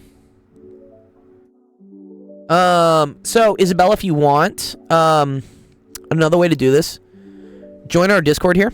Go to join Discord. I assume you have Discord. Well, I hope you have Discord. And then there's a channel called Homework Help, which I'll show you is right here. This is the Homework Help channel. And then if you post if you create a post here with the image, I'll see it as well. Also, yeah, for anyone else who's wondering, yeah, when you join our Discord, the awesome thing is here, right? Everyone's question that I do will be posted here. Also, anyone's question I don't get to, if we run out of time, will also get posted there. But in the case I have a solution, I'll put the solution in here so you get a nice little clean upload of it. And if it does not get solved today, more often than not, one of our other awesome actual educators will come through and help solve it. Oh, thanks. Oh, nice, Khaled. Here, Khaled, you get a point for that, by the way.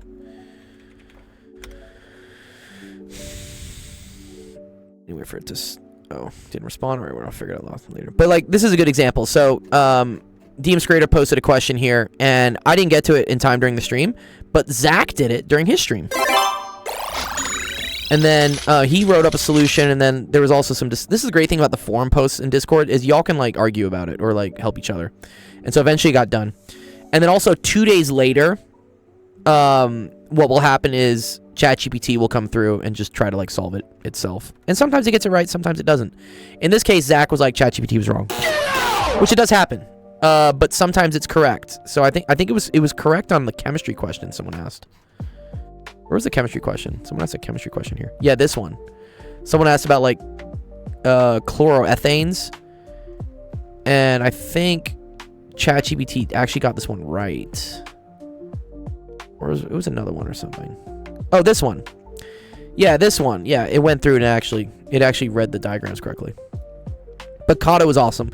So Kato's another... Again, I have a lot of awesome friends who also just like to, in their spare time, just help solve questions. So there's a lot of advantages to joining the Discord. Go do it. You get free help. And you get to learn. And community. And friends. And also, we do video game tournaments. If you play Fortnite or Roblox, we give out gift cards for people competing. We're going to do a chess tournament too soon. I had a chess tournament over the summer, which we had 10 people enter. That was fun. Oh, the chloroethane, which is a counting problem. All right, let's see. What does Becky got for me? Becky, what'd you give me here? Oh, no, Becky. Zach might need to help me on this one. Okay. Student embarked on the noble quest of finding the infimum of A. So this is the biggest, right? Is that what we're saying? The biggest of this. Oh, okay. Ethane. Ethane is methane. It's methyl. Is it methyl ethyl? Ethyl is 2 carbons. Yeah, Becky problem. Oh, cool, Tagaro. You got e to the -2? E to the -2. I think we were gonna get e to the 2. Largest, smallest. Wait. Sorry, what? Largest, smallest bound of A? Sorry, what? After some calculations, she verified. Ooh, nice. I love that they're injecting more female pronouns into math. All right. Then x to the 1/3 is less than x plus 2 over 3, except wait. Okay. And sorry, this is for all x are greater than or equal to 0. Except for x equals 1. This led her to believe that the infimum of A is equal to the minimum of A, which is equal to 0. Then faint echoes of her TA's voice returned, "Trust the math, not your thumbs." Dude, what the fuck does the thumbs have to do with this? This is an AMGM problem. Alright, nice. Good night, Taco. Good to see you, dude. With a sigh, student X resolved to show it properly this time. Prove for every A and B greater than or equal to 0, we have the square root of AB is less than or equal to A plus B over 2. Okay. What does AMGM mean? I mean, what I'm tempted to do, right, is to square both sides. Can I do that? Am I allowed to do this? In like... Oh, okay. Because this would be AB is less than or equal to... Yeah, he's like, let him get it. What is this? 1/4 A squared plus 2AB plus B squared? Shh. Yeah, teach me. Okay, so AB is less than or equal to 1/4 A squared plus AB over 2. This is legal. Okay, great. Interesting. Okay, but here's my problem, right? I don't know if AB over 2 plus all this shit is greater than AB. Fuck.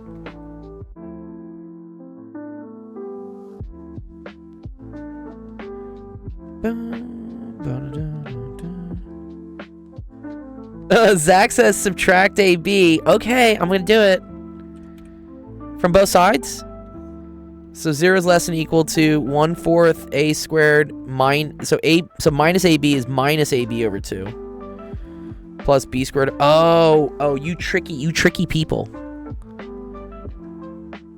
Oh. Wait, so then let me pull a quarter out. So this is 1/4 A squared minus 2AB plus B squared. Oh, very cool. Beautiful, I think. And then this is just A minus B squared times a quarter, less than or equal to 0. Or 0 is less than or equal to this. And for any A or B greater than or equal to 0, yes! Bing bang. Because this always has to be positive.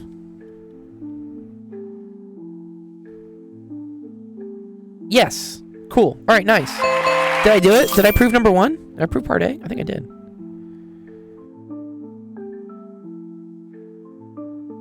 The other parts are harder. Oh, fuck. All right, sorry. Let me strap in. Let me lock in here.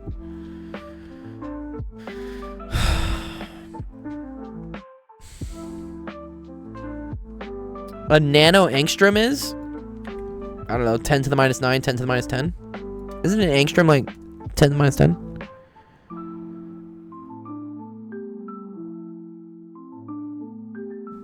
Also, Isabella, let me know if the post went through on Discord, and I'll go check it. Angstrom is a distance unit. Yeah, it's 10 to the... Okay. This sucks, though. What? You want me to do the 4th expansion of this? Ooh, yeah, E squared? Cool. I agree, Tigero. So what? This is 1 over 4 to the 4th? Or yeah, 1 over 4. Well, fuck. I think you can show this by induction. Hint, use part A.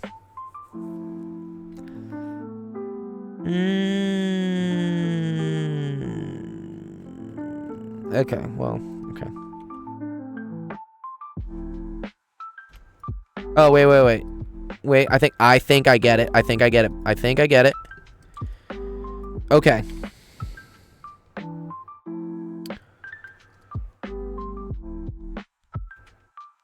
Do I say let A equal AB? Wait. It's the 4th root, right? Oh, fuck. How are we gonna do this? Oh.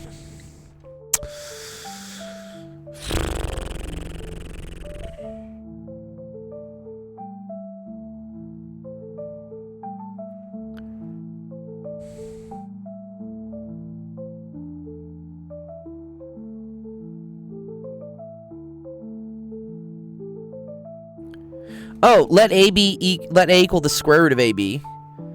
Let B equal the square root of CD, right?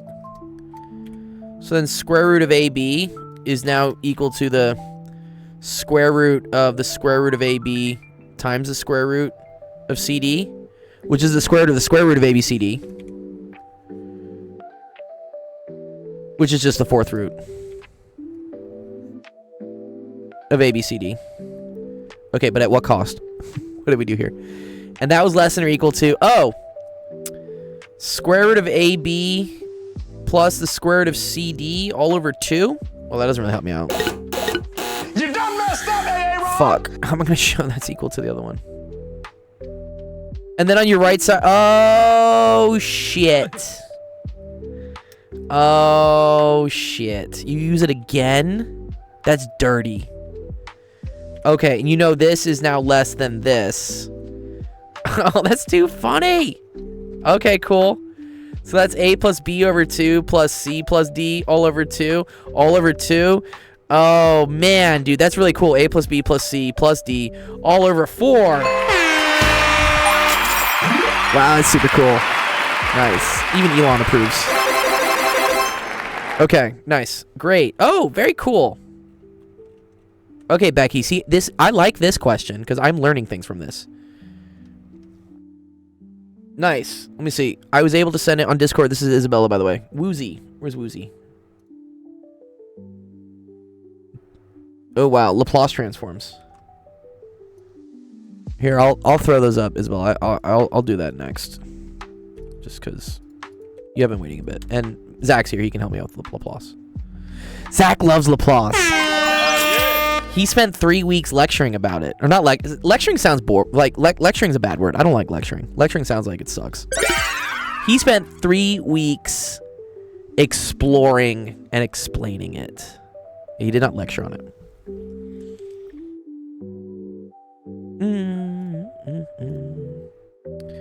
Okay. Yeah, wait. How do you do the triple, though? How do we do the triple crown? So now this is, like, funky. How am I going to do the 3rd root? Hint, for part C, use B. Wow, it's almost as if, we just keep doing the same thing over and over again. I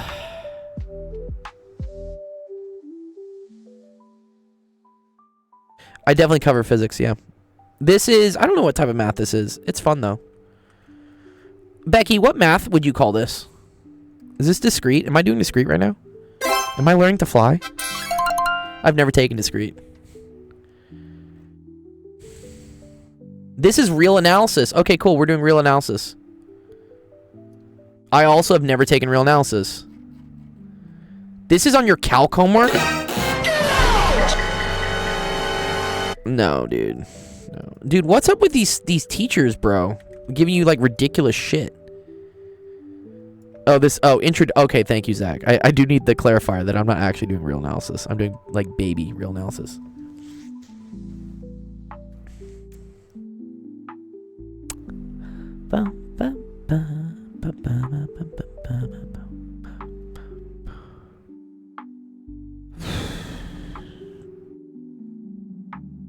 Do I call like CD just like equal to C?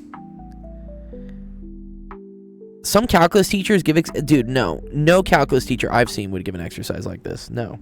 No. Oh, there's an amazing geometric proof Faison. That's cool. Yeah, wait. Do I just assume that like CD is equal to C?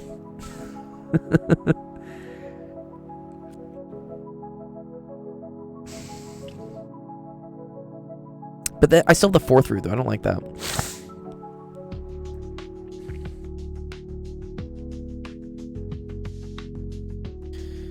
So that would be the fourth root of ABC.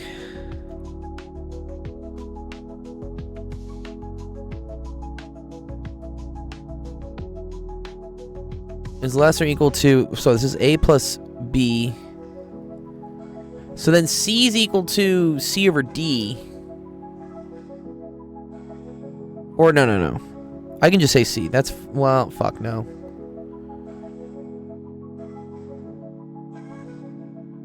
Do we have to use 12th root somehow? Yeah.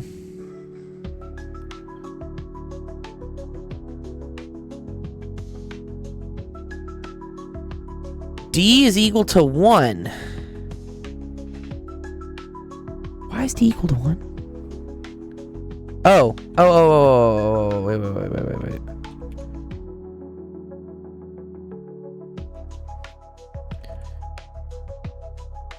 Okay, so if D equals 1, then the fourth root of ABC is less than or equal to A plus B plus C all over 4 plus 1 over 4? Is that what we're saying, Zach? How does that help me, though? How do I get the third root one?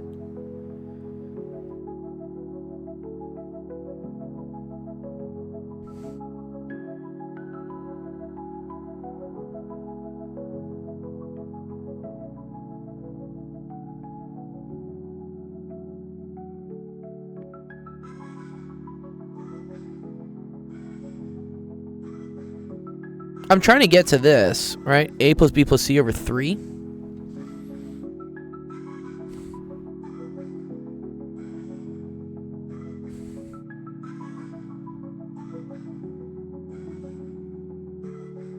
No, no. I'm trying to prove that the third root is less than that.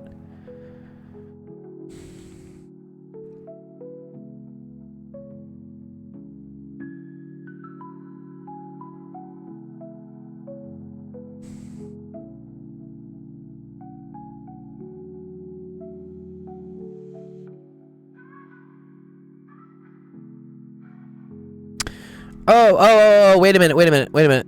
But yeah, this is definitely less than A plus B plus C all over 3, correct? Right? This is definitely bigger than this. Okay, so we've gotten to this part. I've gotten that the fourth root of ABC is definitely less than A plus B plus C over 3. Right? Well, actually, fuck. It depends if that quarter makes a difference. Actually, that doesn't work for me. That doesn't work. Damn. Shit. Hint? Yes, I would like a hint, please.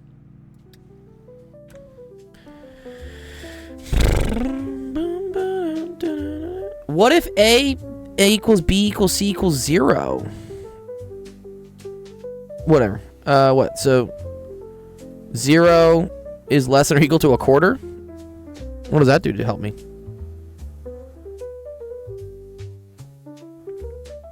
Or are you saying for here? So that would be 0 is less than or equal to D over 4, equal to 1/4 D. Set the fourth root of ABCD equal to the third root of ABC and find D. All right, let's try it.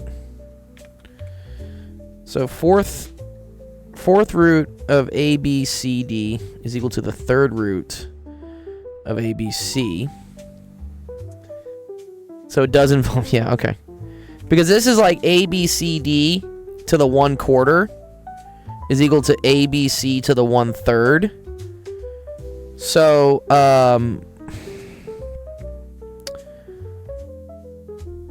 I'm gonna raise both sides to the 12th. I need like the least common multiple of these two. So I'm gonna do this to the 12th. I'm gonna do this to the 12th, and that gets me ABCD to the 3rd is equal to ABC to the 4th. Okay. So ABC cubed D cubed equals ABC all to the 4th. Move it over. Oh, D equals ABC. Oh, okay. What does that help me with, though? D equals ABC?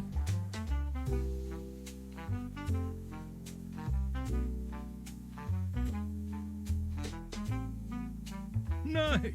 CBRT? What does CBRT mean? Sorry, what? Cube root. Oh, sorry. Yeah, sorry, I fucked that up. Sorry. Wait, D cubed equals this. Sorry, D cubed equals that. So D is equal to the cubed root of ABC.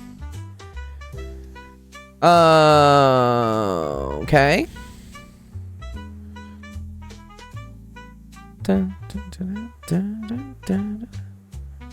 Thank you, stupid Twitch. Appreciate it.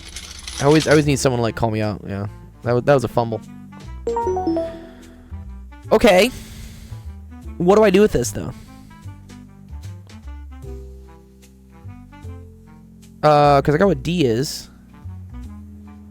But then how does that relate to this? So wait, okay, wait. So is D less than or equal to A plus B plus C over 3?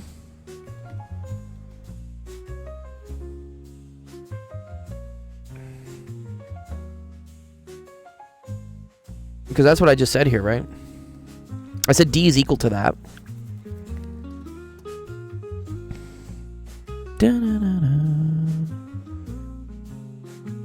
Hey, maybe help me with my homework whenever you get the chance. It's uploaded on the Discord. It's an initial value DiffyQ problem.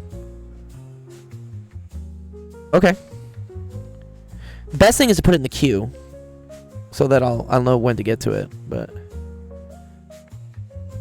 all right, someone help me on this last one because I do want to get through all the other questions in the queue before we run out of time. Where's my extra hint? I need an extra hint.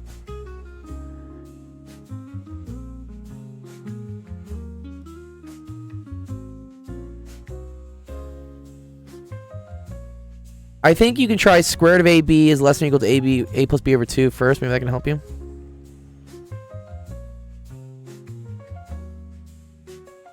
Yeah, I know from that.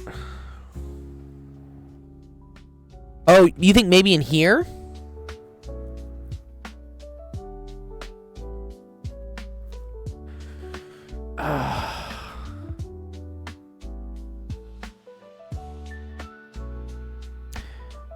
Well, I think we used that for sure to figure out part B here. Now we're saying use part B to find part C. I'm confused how to do this last part here.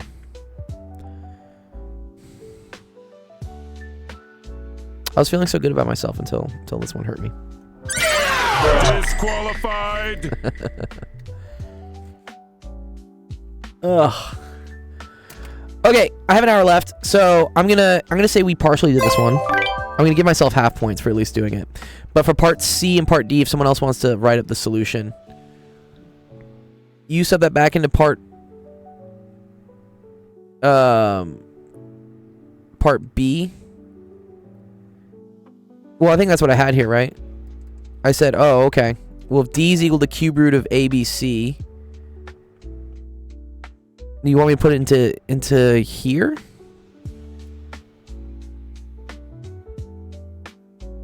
I don't know. Okay, I think we got close, but I'm gonna mark this as partially done, and then if someone else wants to write up the rest of it, I would love to see it. But cool, good question, Becky. I learned things today.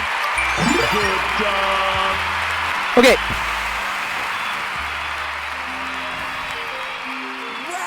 We're so close. Comes out perfect. Show me, fam. I want to see it.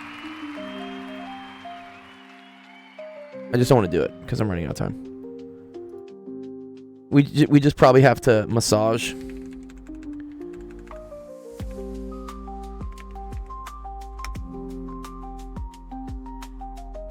Okay, there we go. All right. This one came into.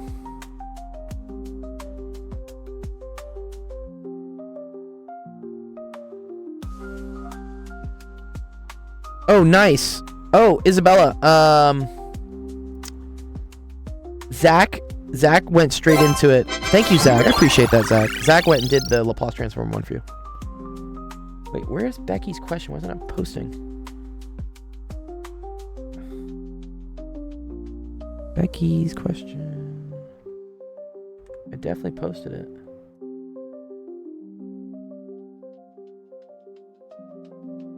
Oh, here it is. Okay, there you go. Sorry. You did number 5, not number 6? Okay. So wait, that was... This one, Isabella, this is your question? Massage. Yeah, you definitely got a massage. Okay, convolution theorem. So let's see what Zach said so far. Nice, and I see Ace Tech. I see yours as well.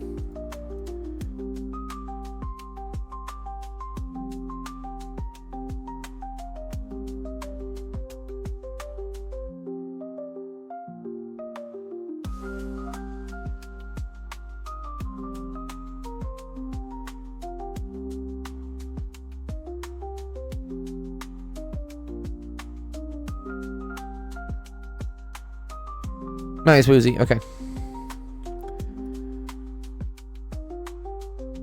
Okay, there we go. Use the convolution theorem. So Laplace of 1, Laplace of s squared plus 1. What's going on here? Actually, I actually don't know how to do this. Sorry, what?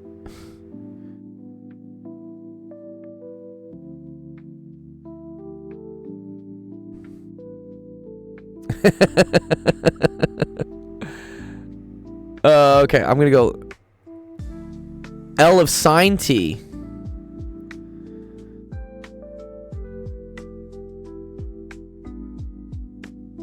Oh, for this should have been L of sine t.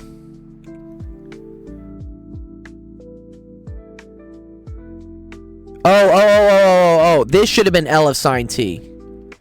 Oh, I think okay, sorry. I think I see what's happening. Sorry. Okay, yeah. Wait, Laplace table, right? Laplace transform table. This is what I need. I need this. The product of 2 Laplace transforms is a convolution, right? We talked about this on our podcast episode, right? Convolutions. I should know this. Sorry. I'm messing up. Yeah, okay. I need this.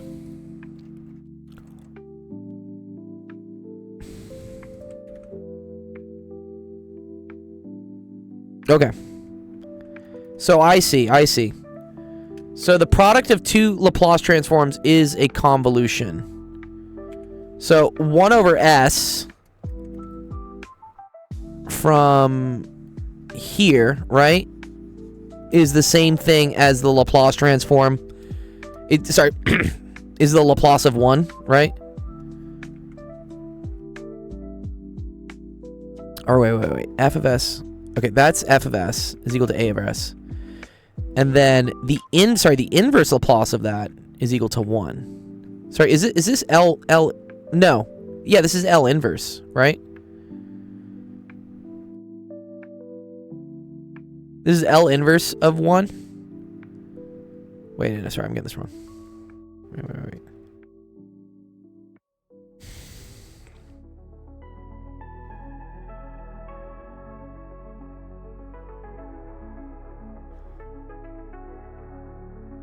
Oh, okay. L inverse of 1 over s. Got it. Is equal to 1.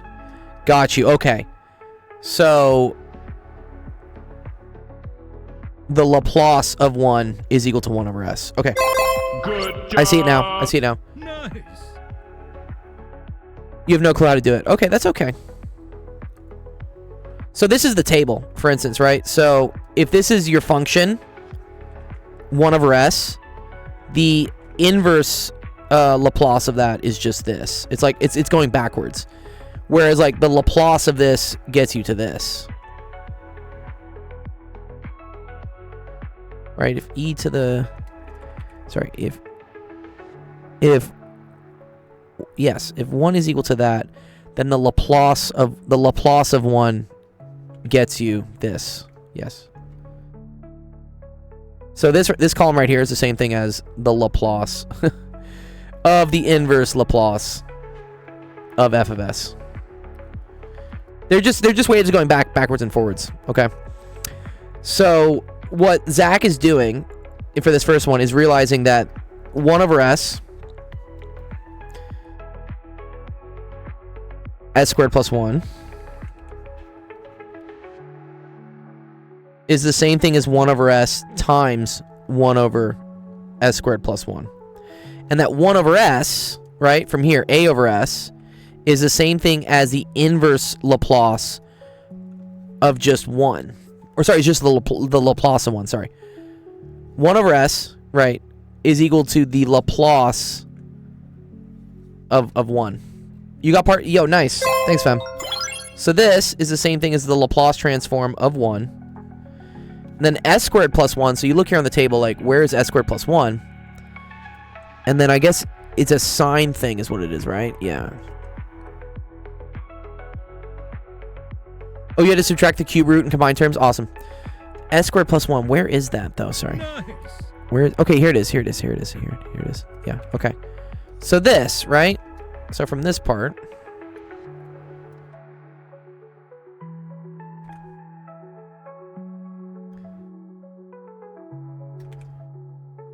Here you have omega is equal to 1. So 1 over s squared plus 1 becomes sine of 1t. Cool. So this is the same thing as the Laplace transform of sine of t. Okay. The Laplace of this equals this. And the inverse Laplace of this is equal to this.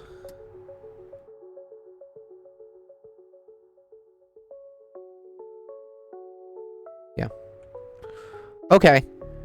So then, but the product of Laplace transforms is the integral from 0 to t.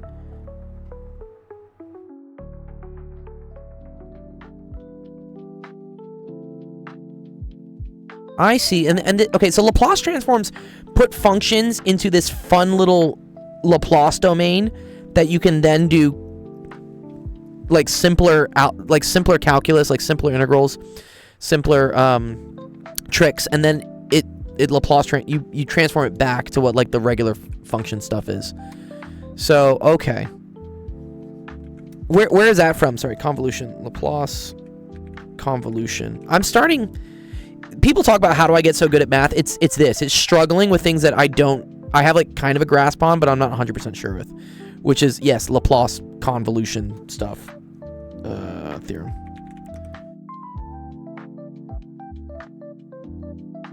Cool. I mean, dude, I hate the notation they use for things.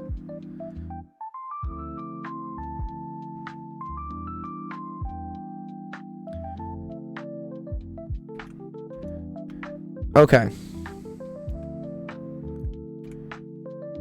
Now, wait a minute, Zach, here. What about this 1 minus t thing here, though?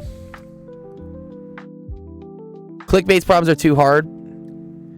Let's do co-streams. I'll help you with differential equations. You help me with E&M. I would love to help you with E&M. I love E&M. Yeah, the t minus tau. Sorry, where's the tau coming from?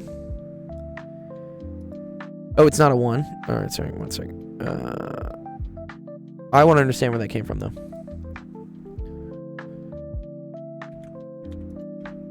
Tau is the integration. Oh, it's d tau. Okay. So wait, but one of them has to be 1 minus tau? But I don't... Did you do that here? I didn't see any 1 minus tau. Or sorry, t minus tau. Oh, sorry. This is t minus tau. Sorry. You're right. Is this needed? Or is this like a convolution shift? Or like a Laplace shift equation, I think. So function 1 when t minus tau is still 1.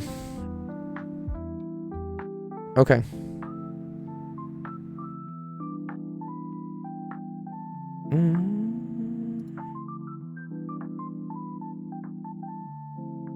Okay.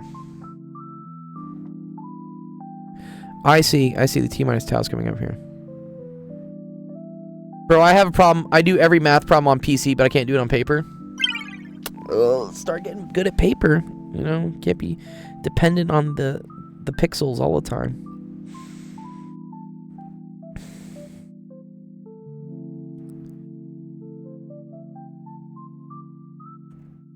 I think I see what's happening here. So you get to pick one, right? Like, you get to pick whichever F1 or F2 is. And so you picked this one to be the Laplace of 1. Because the Laplace of t minus tau for Laplace of 1 is just still Laplace of 1.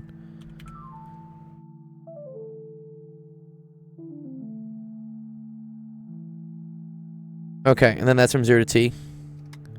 So the integral of sine t is negative cosine t. So you get negative cosine of t minus plus or minus cosine of 0. So that's 1. So it's 1 minus cosine t? Is that it? Is that what you got? Yeah. Okay. Okay, that's not too bad. Okay, but what about this? Is this a shift? I get upset. No! Ooh, this is an e to the... Oh, this is very cool, actually. Alright, so let's try to apply that same logic to this one.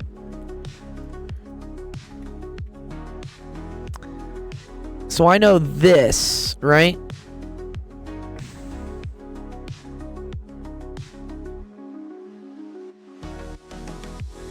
Yeah, I'm a little confused on the application, like the formula thing, the t... I'm confused as well. I'm with you, Woozy. I'm also confused at the t minus tau. I think what happens is that one of your functions, you need to replace the t with like t minus tau. Because this is like d tau. So, sorry, this is really... Sorry, this is really tau. Sine tau, d tau. Okay. And it's 0 to t. Yeah, the difference is because this is a t, this is a tau. But when you do this integral, you get... this becomes negative cosine of tau integrated from 0 to t, which then this becomes negative cosine of t, because t goes in for tau, 0 goes in for tau, and then you get this. I think what Zach's doing is being clever and noticing that one of the functions, you have to replace the t with a t minus tau, so you might as well replace this one with t minus tau, because one doesn't care about t or tau. Correct me if I'm wrong. Yeah, Zach says correct. Okay, I think where this is going to get tricky, though, is that I'm not going to be able to make the same trick here. So let's look. So this looks like 1 over s plus 1. Chat, quote this guy. This is this times this. So in this case, this is a is equal to 2.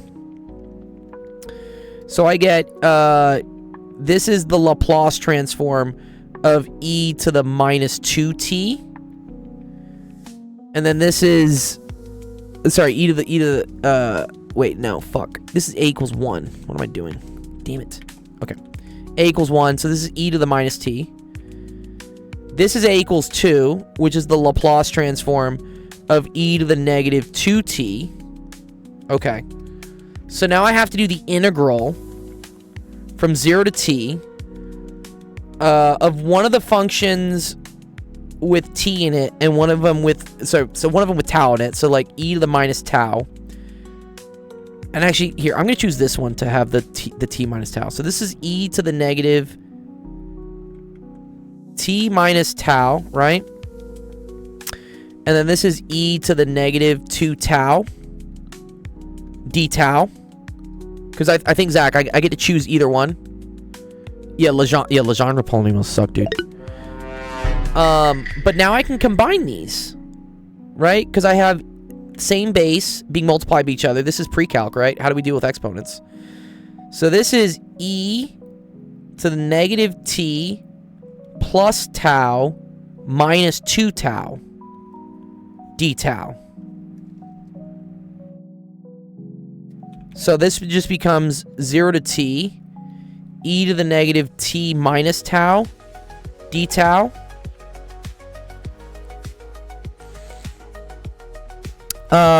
Where t in this case is a constant, right? In regards to d tau. Or should I have done it the other way? No, I think we're okay. I think I like this way. Okay. So then I say, okay, u is equal to negative t minus tau. So du is equal to negative d tau, right? So this is the integral. We're going to do the bounds later.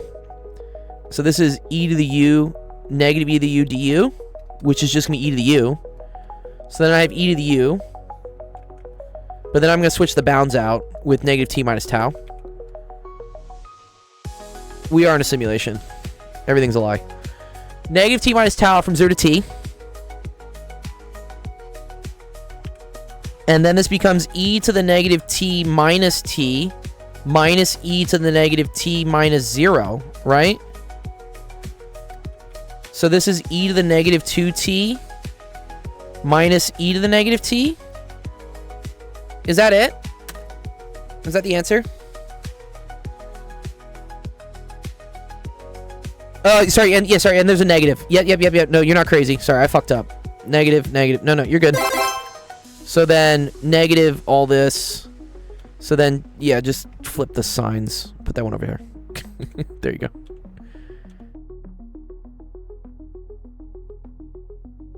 Okay.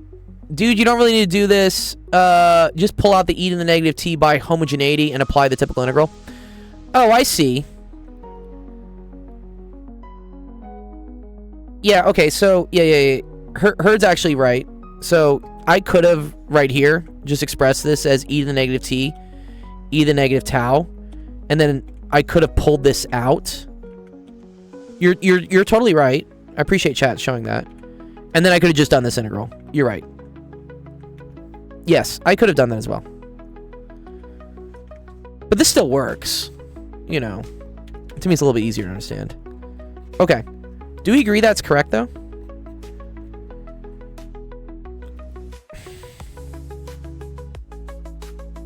Let's ask chat.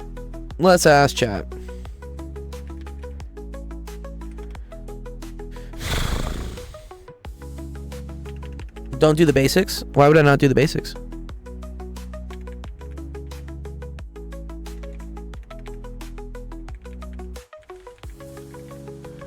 Yeah, do the hard way, dude. It builds character. What? Actually, sorry, I didn't tell it was a Laplace transform.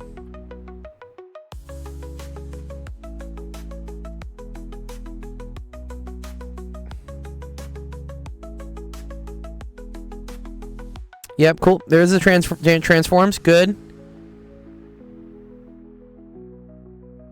And then there's that. Cool. Correct answer is e to the negative t minus e to the negative 2t. And that's what we got. Nice. Good job, Isabella. Yeah, we got it. Yeah.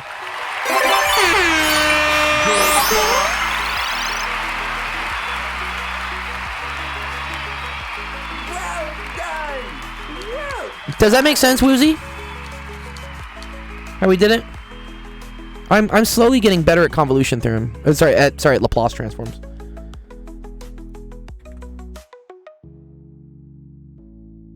Yeah, you're very welcome. Thank you for the question. That was fun. Okay, we're at 40 minutes. Okay.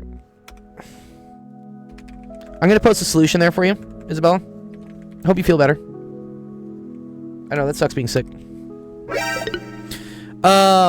Cool. Yeah, and then Zach said he already also did the other DiffyQ question. So, to the other person in my Discord who posted, AC Techie. I'm not going to go through it just because the queue's quite long. I want to get through everyone else's questions real quick. But it looks like Zach also did the convolution theorem here. Thank you, Zach, by the way. Zach's a fucking G. So, Zach went ahead and helped you out with this question as well. So, again, I have a lot of awesome friends. I'm really thankful and grateful to have so many smart people who also stream math and like just want to donate their time to help out. So this is why I always say, like, post the question. Even if I can't solve it, I guarantee you there's someone I know who can, and they may be just generous and do this. They'll just write up a solution for you, and hopefully this helps you out, and hopefully you learn from it. Like, I mean, don't just copy this and like turn it in as your homework. But if any of the steps don't make sense, then also come to streams. You can also go to Zach's stream. Zach is one of the more regular math streamers on Twitch, and so if you ever want to ask him about like what his steps were and how he did it, again, go to streaming schedule here, and then Zach is E to the 2i Pi, and he has a stream Saturday morning. So show up to his stream on Twitch, and you can ask him about any of the steps that don't make sense. He needs AI sponsorship. Yeah, I do have some AI Microsoft gave me $2,000 in like API credits, so I do have some sorts of like, I do have some sponsorship per se. Okay, clickbait. Do I even want to look at your question, or is it just like really fucking difficult? You find the ground state energy, the effective Bohr radius, and the Lyman alpha wavelength of the following hydrogenic systems. Oh, Jesus.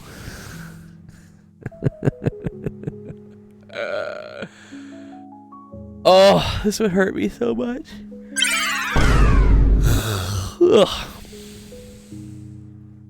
+1 skippable counter. Okay, cool. Yeah. I might do it later, clickbait, if I have time. Let me help out some people that I know I can help out.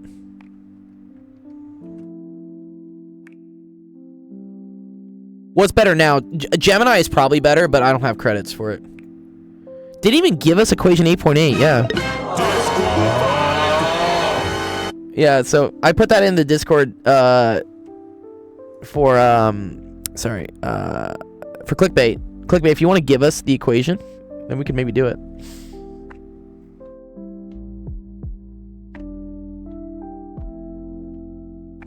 Oh, and thank you, Fem. Fem posted the solution to this one. Very cool. I'm going to check this out later. Thank you. That's cool. All right, let's see. Consider the points A, B, C. Let L1 and L2 be perpendicular bisectors of the segments AB and AC, respectively. Let T be the intersection point. Okay. I gotta draw this. I'm a visual person. I love visuals. Okay. So we have 0, 8. Side here. That's A. We have -6, 0. That's here. That's B. And then we have 6, 0. Oh, this is an isosceles triangle. Beautiful. Love that shit. This is C. And then it says, let L1 be the perpendicular bisector segments of AB. Okay, so you have a perpendicular bisector. Are there a lot of 3, 4, 5s? I see it, right? 8, 6. Yeah, they're coming. So perpendicular bisector means it hits in the middle and then it's perpendicular. So we have but no 7. This is L1. And then this is L2, right?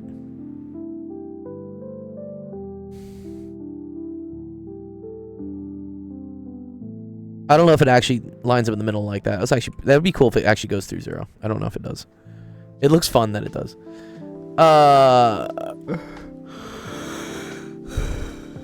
Okay.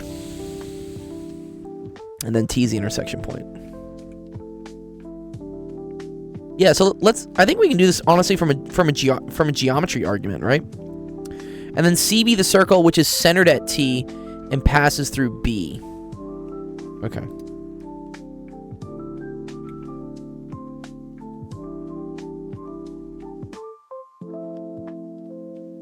So like something like this maybe? Wait, if it's centered at this and it goes through this, shouldn't it also go through this one as well? Okay. Well, let's see. Okay. So, yes, if this is -6, 0, and this is 0, 8, this is the same thing as a 3, 4, 5. So I know this length here is 10. Does that help me make it? Oh, then I know that this distance is 5. Does that help me out? I don't think so, though, right? I know that this is 5. Because this whole, right? Because this is a 3 times 2, 4 times 2, 5 times 2. This is 5.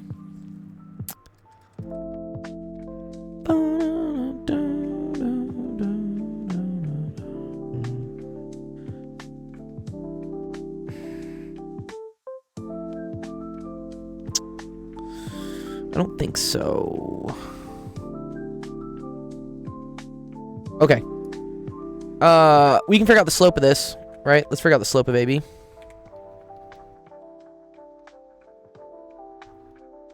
I'm gonna get the equations of the lines, and I'm gonna have them intersect. That's an x56. Yeah, what's x56 though? Don't know what that is, bro.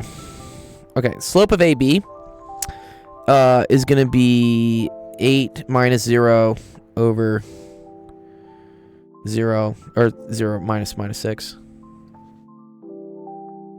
So that's equal to 4/3. Okay, so then the slope, and then let's get the midpoint, right? The midpoint is going to be equal to 3, 4, right? So now we have the slope of AB. I have the midpoint. So if I want the equation of the line of the bisector, I need the perpendicular line to AB. So let's say like AB perp. Negative 3/4, thank you. AB perp is going to be, has a slope of 3/4. So that's going to be y minus 4 is equal to 3/4 x minus 3, so x plus 3. And then that means, oh, and sorry, it's negative 3/4, yeah. And then that means AC perp, by kind of like symmetry here, is going to be equal to, I think it's the same y minus 4, but then this is going to be equal to positive 3/4, right? X minus 3. Okay.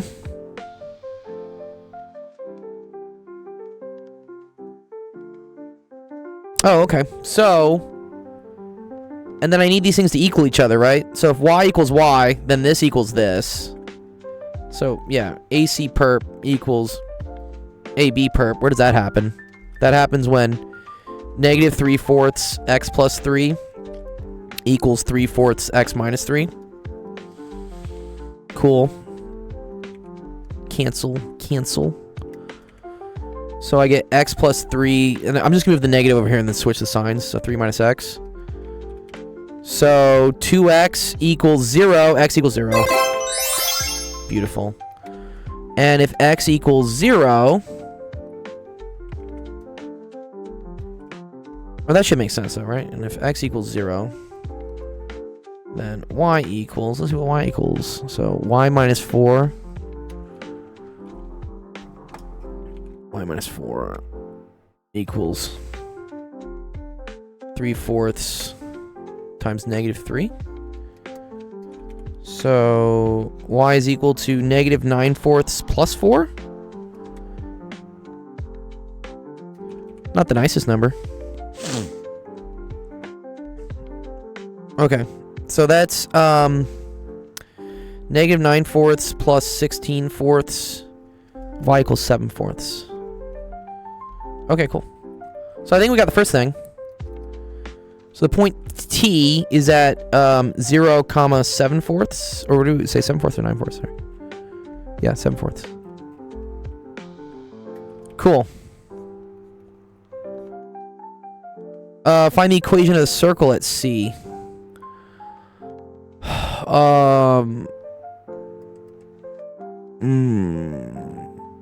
Okay. So for part B, so that's part A.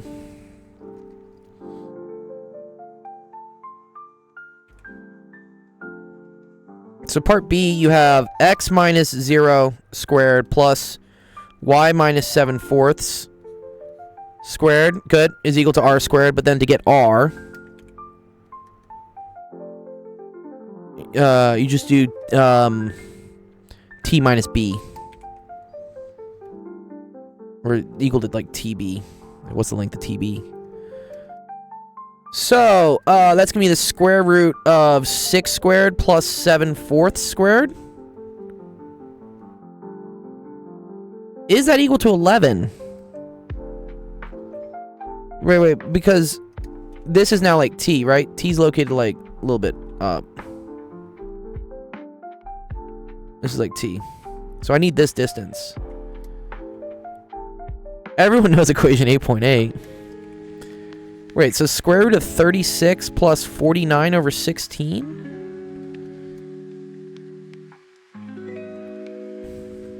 That looks ugly. Yeah, I don't know if it is.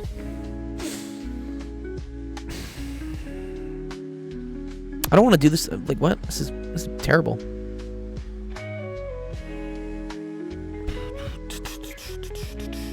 Let me double. I want to make sure I'm doing this correctly. So I'm going to have chat, like, just, like, munch on this.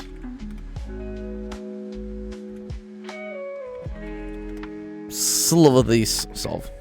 I just want to make sure we got the right equation for t. Because if I get the wrong point for t, that fucks up all this. And this is where AI is useful. Again, I just want to double check my work on... And it might screw this up, honestly, because chat is not the best at doing, like, spatial reasoning. But I think maybe it's getting... Also, like, chat's been doing a lot better today. It works. What do you mean it works, Fembox? BTC? Is that a Bitcoin? Wow, thanks, like shit, dude. Appreciate it, dude. What currency is that? That's a fun-looking currency. 20... Is that Riyadh or something? Or is that, like, yen? Rupees. Nice. Good job. Appreciate the rupees, dude. Okay, let's see. I think this got it right. Yep. Yep, 7/4, right? 0 7/4, cool. Right? 39 plus 49 over 16 is 625 over 16. Oh, it's 25/4. Very cool. All right, cool. I agree with this. Okay. Yeah, I have to do 36 times 16. What's 36 times 16? In the future, might need. I appreciate that, dude. I'm here. I will always be here. I hope. Well, not forever, but, you know, mostly. Okay. So this is square root of 576 plus 49 over 16, which is equal to square root.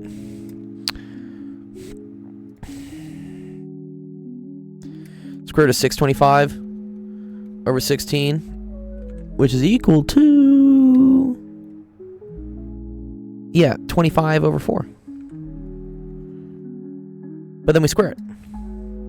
I'll be here at least another week. Yeah, exactly. Right, 25 over 4 squared. Nice. Cool. I like that. Nice. Determine where the point A is on the circle. I don't think it is. Is 0, 8 on the circle? Okay. So is 0 squared plus 8 minus 7/4 squared equal to 25 over 4 squared? Or maybe, actually. Is it? It is, actually. Wow. Yeah, because that's 32 over 4 minus 7 over 4. That is 25 over 4. Nice. Cool. And then part D. Calculate the area of triangle BTC. So that is this BTC. Oh, okay. Well, you already know what the base is. And then you already know what the height is, right? So D is equal to 1/2. So area is equal to 1/2. The base is 1/2 base times height, which is equal to 1/2 times 12 times what was height? 7/4. Beautiful. So that equals 42 over 4, which is equal to 21 over 2. I agree, $10. Nice. We did it. Love it. Cool question.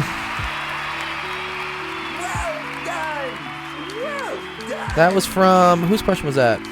Khaled. What's up, Burrito? Wait, Burrito, what's your name in like my Twitch or Discord? I'm pretty sure you're on Twitch and Discord with me too, right now?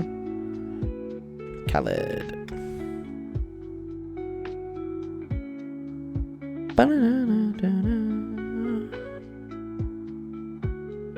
Smart that's done.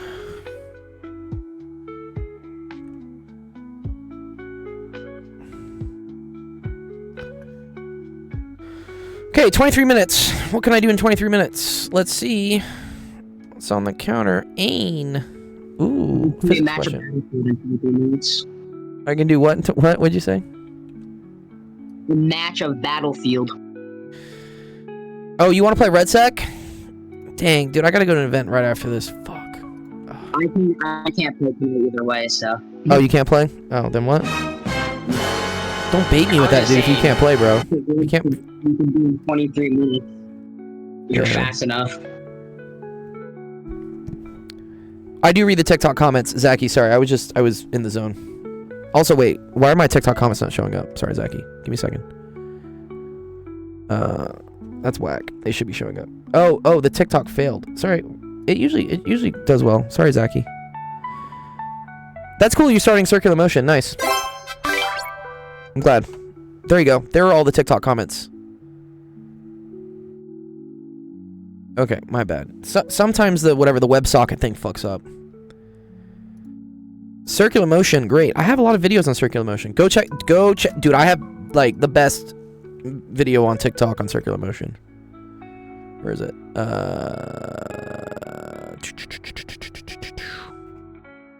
Where did I put it?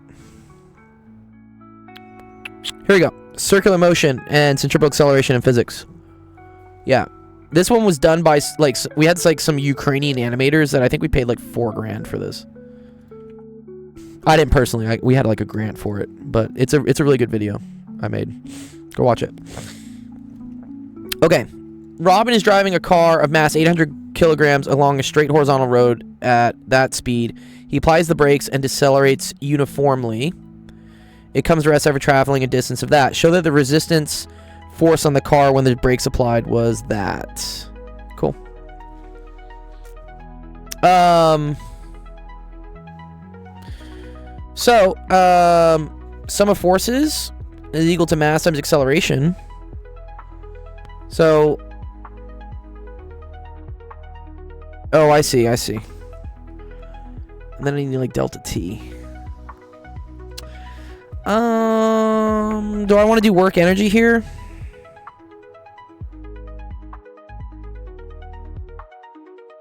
Yeah. Wait. Yes. Okay. W net is equal to the change in mechanical energy. Yep, exactly. Yep. So, and W net is equal to the force of the brakes times the distance. We assume it's uniform. Is equal to the change in kinetic energy, which it goes from having kinetic energy to having no kinetic energy. So it's just negative 1/2, and then that's gonna be mv initial squared, right? Good. So F times 125 is equal to negative 1/2 times 800 times 40 squared. And then you can just get that. So, I'm just gonna do this real quickly on like my calculator here at home. Otherwise, this will take too long. And we're running out of time. Okay, 40 squared times 800 divided by 2 divided by 125. You get 5120. Nice. Okay. Good. That's part A, or part 1. I don't know how many of these parts I'll get through. I'll try to do as many of them as I can. Find the time it takes for it to come to rest. That's cool. So force is also equal to mass times acceleration, which is equal to m delta v over delta t. And so you can say that 5120 is equal to 800, and then the change in the velocity is 40. Technically it's all negative, but like whatever. You just know it's opposing the motion. Over delta t. So then delta t is equal to, what's that, 32,000? Yeah, 32,000 over 5120. So about 6 seconds.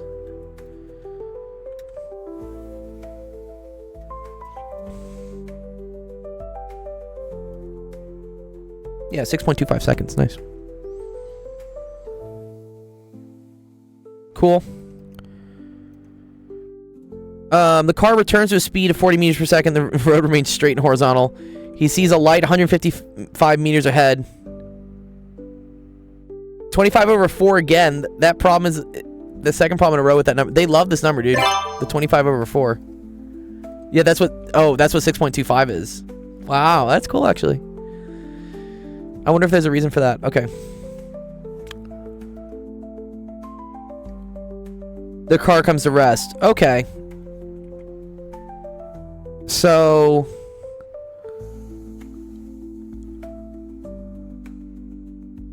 he takes a short time to react and then applies the brakes, and he comes to rest right before it reaches the red light. Show that his reaction time is less than that. Okay. Well,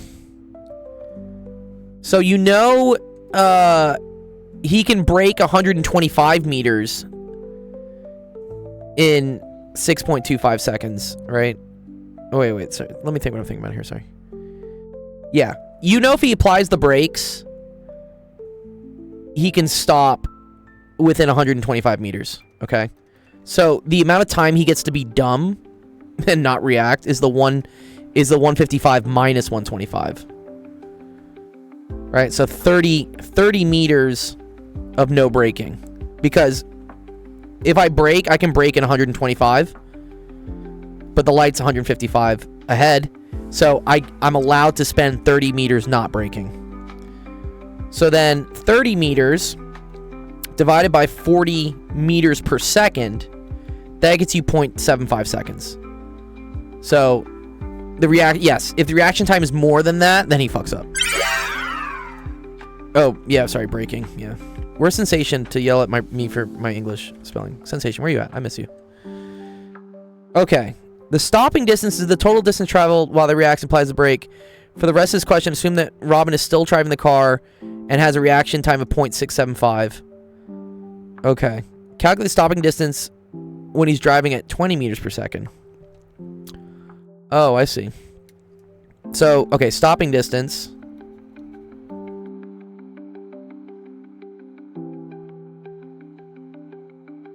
So that's equal to 0.675 plus times 20, because this is his, like, not reacting distance. And then it's plus this time, which, let's see, is there a way to, like, get this equation pretty easily? Let me think.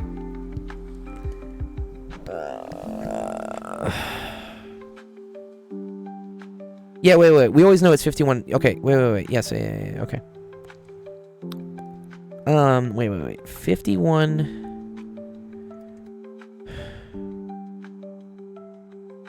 Yeah, okay. So from here,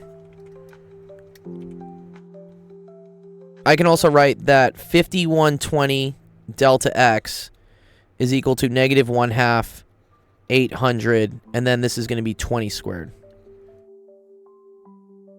Okay. Good to see you, Clickbait. I hope the tears don't destroy your textbook too much. Because now the initial velocity is 20. Okay. So then delta x is equal to negative 400. Or, fuck the negatives. Yeah. 400 times 400. Oh, which is 1600. Or 400 squared. Uh-huh. Over 5120. Oh, beautiful. Okay. So 400 squared over 5120. Okay. Nice. Travels down a hill which has a slope of 5 degrees. Oh. This is annoying.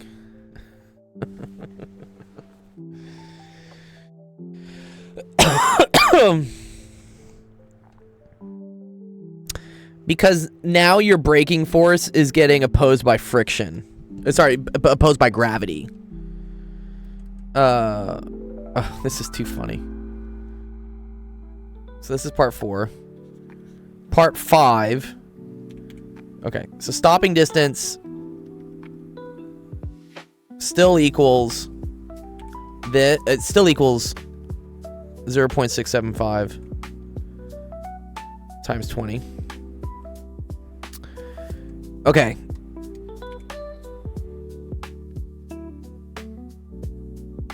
But this gets a little bit weirder because now he's going down a hill, which is 5 degrees. Okay, so now the car, as it moves this way, yes, it does have, we said the braking force was, which is 5120, but also it has to fight this, which is the force of gravity pulling it down, and that's going to be equal to mg sine theta. You learn that from doing like this. This is mg, so then you can like break this up into components. This is theta, and so this is mg sine theta. Okay, so F net is equal to, so the F braking force. You're very welcome, Jarkisi. I hope it's been helpful.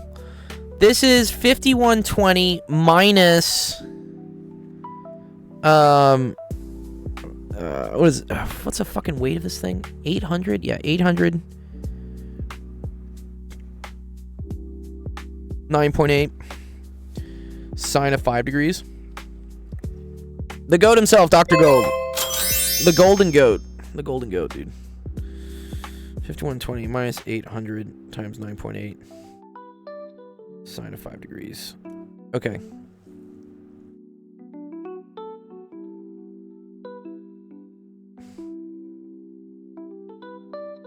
$4,436. 0.7. Okay, so it's actually really cool. F delta, right, is equal to, wait, oh, the interesting thing here though, okay, I don't think I have to worry about potential energy though, right? Do we have to worry about potential energy when I do this? Because network is changing kinetic energy, right? Yeah, I don't care about potential. Okay, so now this is going to be plus 400 squared over 4436.7. Okay. By what percentage is the stopping distance increased? By the fact that it's going up the hill? Oh, okay. Well, I need the number for this. I need the number for this, and then I just compare the two. Which, okay, whatever, we can get it real quick. Let's take 2 seconds. Alright, so 400 squared. So that's 36.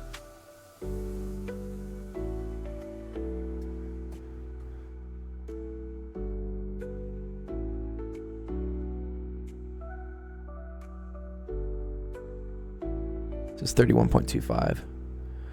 I'll help you out, Mizan. You're next up, right? I'll look at your PIQs and then I gotta go.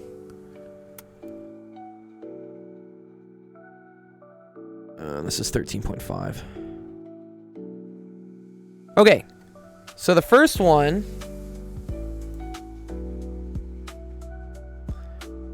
So this one was 44.75 meters.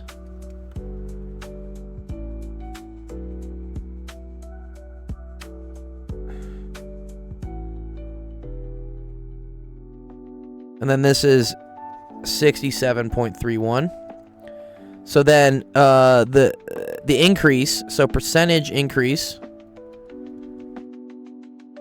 that's equal to 67.31 minus 44.75 all over 44.75, then times 100.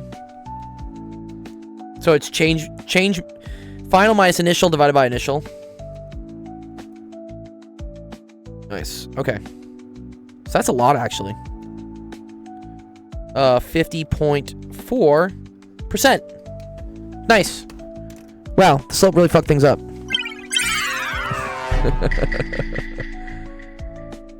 I think. Yeah, didn't it? Wait, let me make sure I did that right.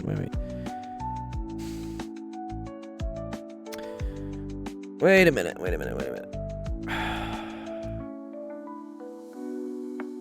Yeah, 36. Wait. No, it shouldn't have been that different. Sorry, wait, one sec. What did I do wrong here?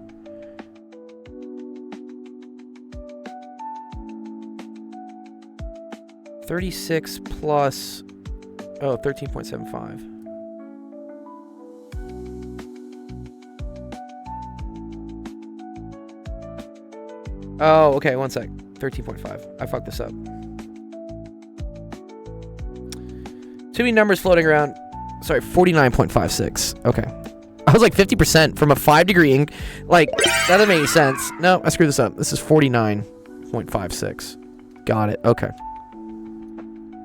Alright, we just gotta change this. I make mistakes too. But also, like, again, this is the beauty of physics. Whenever you do questions, you should look at this and be like, does this make sense? Should the stopping distance go up by 50%? Probably not. It's not a very, very tall hill, right? So it's always good to double check your answers that way. This makes a lot more sense to me.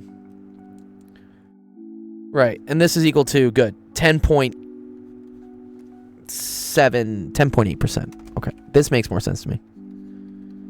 I agree with this. Cool. All right, cool. Good question, Ain.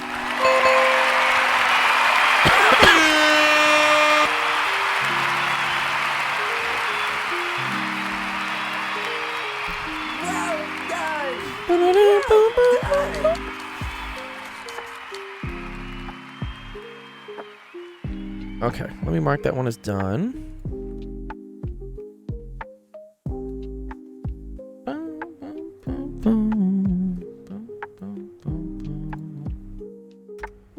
Gold. Is gold actually your favorite color? Yeah, it is my favorite color. Is there a reason why it's your theme? There's like infinite reasons for like why gold I feel like is the best color. I don't know, it's like gold doesn't tarnish, which I think I have a lot of like ideological things that agree with gold.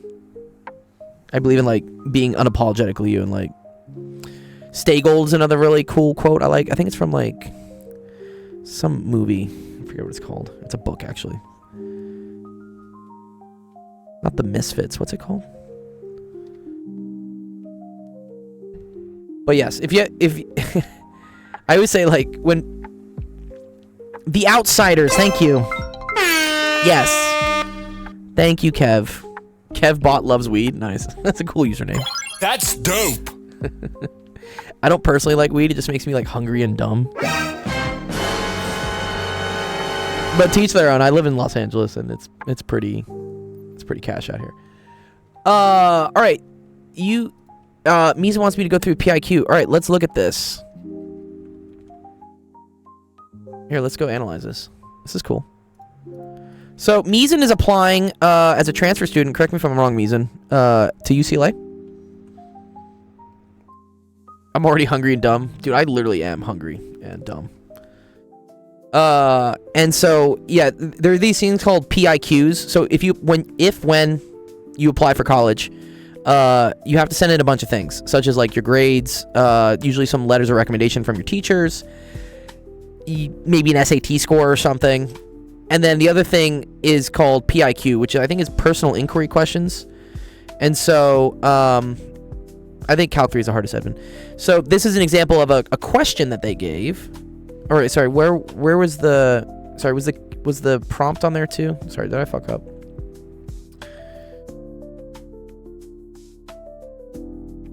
Okay. Wait, and then what's the stuff at the bottom? Sequence, focus, how to integrate mentorship. Sorry, what's this?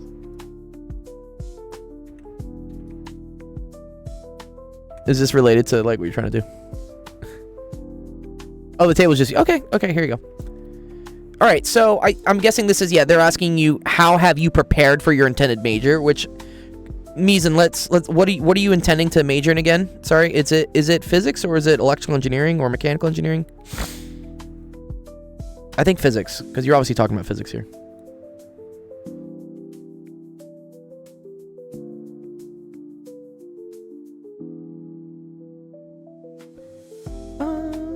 Physics or mechie, but I am applying as physics for UCLA. Great. Yeah. No, I help people with college apps all the time. Yeah, I do a lot of... I've helped a lot of students get into colleges and grad schools. Yeah, also smart for you to apply into physics because that's significantly less competitive than engineering. Everyone wants to go into engineering because it's like, oh, I can make money or something, you know. But physics is definitely the more Chad major to go into. If you're a real G, you go do physics. But that's why it scares off most people. And there's not as much competition for it. So, yeah, I 100% agree you should go in as physics. So let's read. My first introduction came from Neil deGrasse Tyson, astrophysics, host of Cosmos, and instantly being engrossed in the subject. I would maybe change the word engrossed. Engrossed to me, like, sounds weird. Enthralled, maybe? Maybe, like, enthralled? Or, yeah, this is always where, like, this is where ChatGPT is great, because I would just say, like, hey, what's another word for engrossed, and it would come up with something better.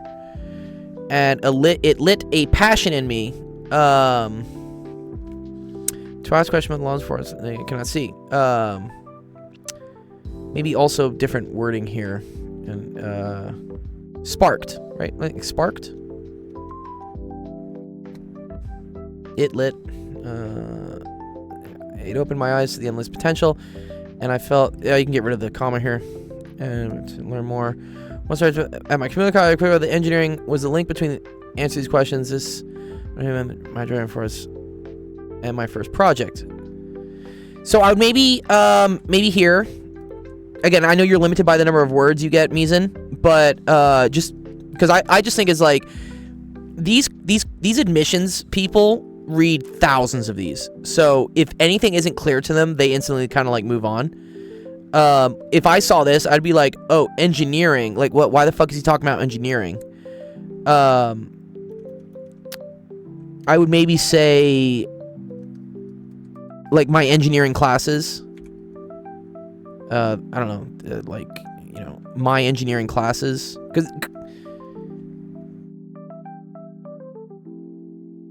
or engineering was the link, and honestly, not even the link. It's kind of like the practical tool. Faison says, you have enough space. Okay, self-deprecating humor, being funny in an authentic way grabs attention and makes them not bored. Exactly. Thanks, Alistair. Good night to you as well. Yeah, okay, so here I would maybe, like, either don't talk about the engineering, or you want to, like, quickly show, or tell them. Tell, the reader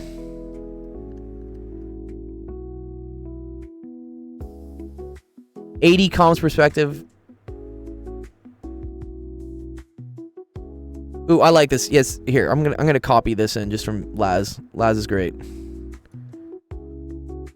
Here, we're gonna put Laz's thing in here. I'll give you this screenshot as well, so you'll get everything here.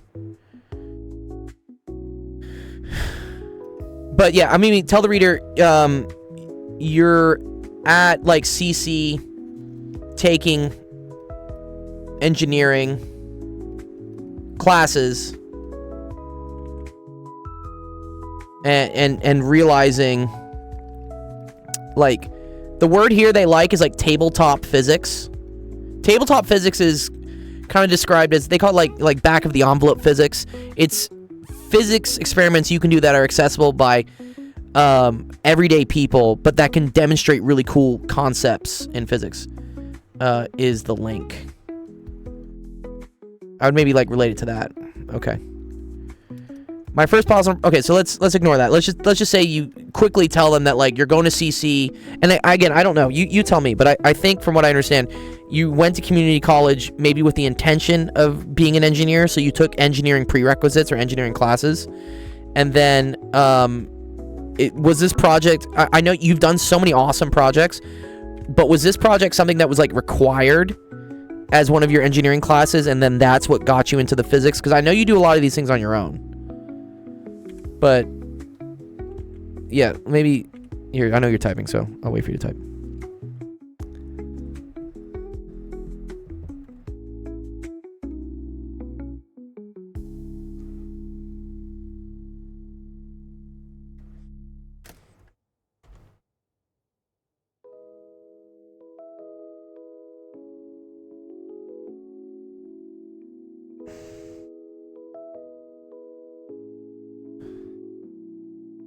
Oh, it was part of my physics final. It was the first project, so it had emotional aspects to it. Okay.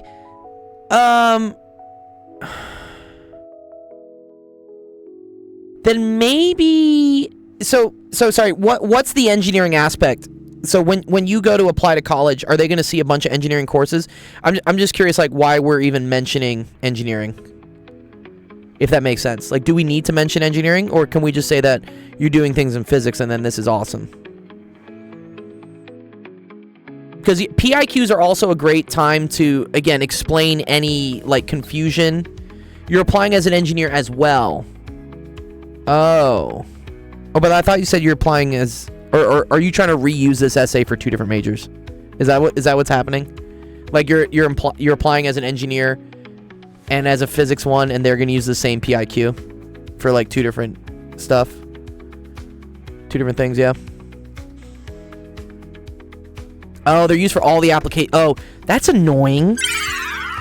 So you have to kind of make this a general essay that covers both engineering major applications and physics ones. Oh man, oh, that kind of sucks. And you take, well, that's okay. Then fine. Let's work in the engineering. That's fine. I would maybe say that you've explain that you're at community college. Again, you're taking a lot of engineering classes, and that the tabletop physics you do in these projects is why you want to. This is where it's weird, because preparation for intended major, if your intended major is changing between the schools, then this essay probably needs to change. Right? Engineering and physics are very closely related, but they are two different majors for sure. Engineering tends to go more for like the practical side of things. Physics is more the wonder. Engineering doesn't care as much about like the underlying why does this work. Engineering is about like, let's get shit done and build like, you know, rockets and stuff. Good job. In my opinion. I know you can do an engineering PhD, but they're rare. And you only really do it if you want to, again, teach engineering. Okay, whatever. So we do the best with what we got. Okay, so anyways, I would maybe clarify a little bit. Clarify a little bit if you're going to play both sides. Because if I'm at UCLA and you're applying for physics, I'm confused why you're mentioning engineering. But if you say that you were there taking engineering classes and the physics part and whatever the projects really got you into it, that's great. All right, let's see.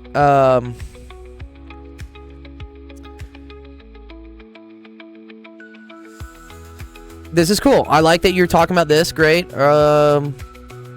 you want to save words, just write this as E and M. Laz says, another good way to think about it is physics tries to prove something can actually happen while engineering tries to scale that physics event. I like that. That's maybe something cool to bring in. Yes. Okay. Which you kind of talk about this, right? True engineering is not just knowing the laws; it's harnessing them to create functional design. Let's maybe bring in a little bit of what I like what Laz is saying here. They won't understand E&M? What? Okay, maybe. I mean, if they're an engineering reader, I would hope the people doing the applications are in the major. Maybe they're not, you know, okay. But maybe let's like, this is like similar, but I like this. Are not, we're not, I would not say we're not, I would say like are not. Currently. Yeah, okay, whatever. I have, right, whatever, just change the tense of this. Always love mathematics, which is why I chose to become a student instructor for Calculus 2.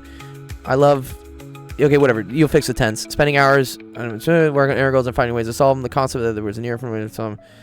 Why I enjoyed solving this so much. Integration B, where it ended up in the top 16. Okay.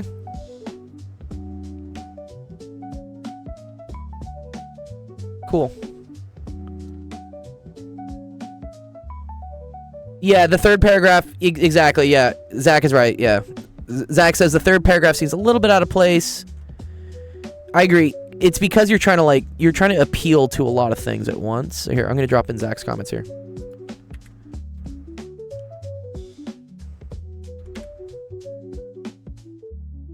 Yeah, I agree. Because physics and math do support engineering, for sure. Like, great engineers usually have a solid background in physics and math.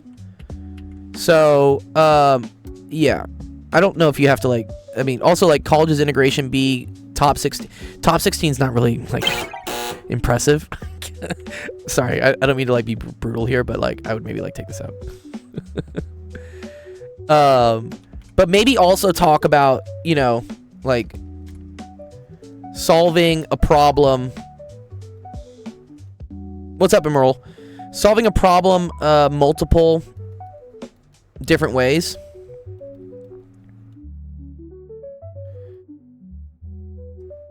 In math, mimics, you know, or is the same doing in physics, right? The reason when people ask me, like, why do I choose physics? I love physics because there's always multiple ways to solve a problem. And I guess in math that is true too, to an extent. But like in physics, it's like, oh, conservation of energy, or we can do kinematics, or we can do this. So, I would say maybe solving this multiple problems is also how doing it in physics, which, you know, allows for unique solutions to seemingly impossible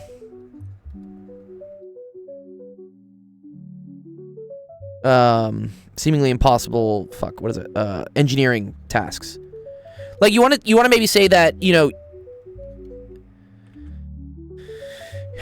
you are uniquely qualified compared to other people because you have a solid background in physics and math, and that gives you like an edge in order to solve engineering problems rather than people who don't really have the background. The Pythagorean theorem wants a word. Okay. And then, yeah, Laz also brings up, avoid putting achievements in these essays. They're not your activities honors list. Exactly. So you only have so many words, Mizan. So you want to use all these words to try to explain things that are not already in other parts of your application. So yes, that activities honors list is its own thing. You can fill that with this shit as much as you want. But use as many words as you can here to explain things other than that. If that makes sense. Anyway, sorry. I'm a little bit past time. I gotta go. But I hope this is helpful. Again, thank you, Laz and Zach, for having the input on this. Yeah, I love doing this, by the way, yeah. I mean, we could even do, like, a dedicated stream as we get closer to college apps times, where, like, we just review college apps. Wouldn't that be kind of fun? Like, because, again, I don't know. I haven't sat on an admissions council exactly, but I've helped a lot of students get into colleges, and Laz and Zach had some unique perspectives that I didn't think about. Yeah, right? Wouldn't it be cool? Good idea. Okay, cool. Good question there. Mizan, I'm gonna drop the screenshot in with all our notes so you can like go over it. Nice. Okay, so where's that?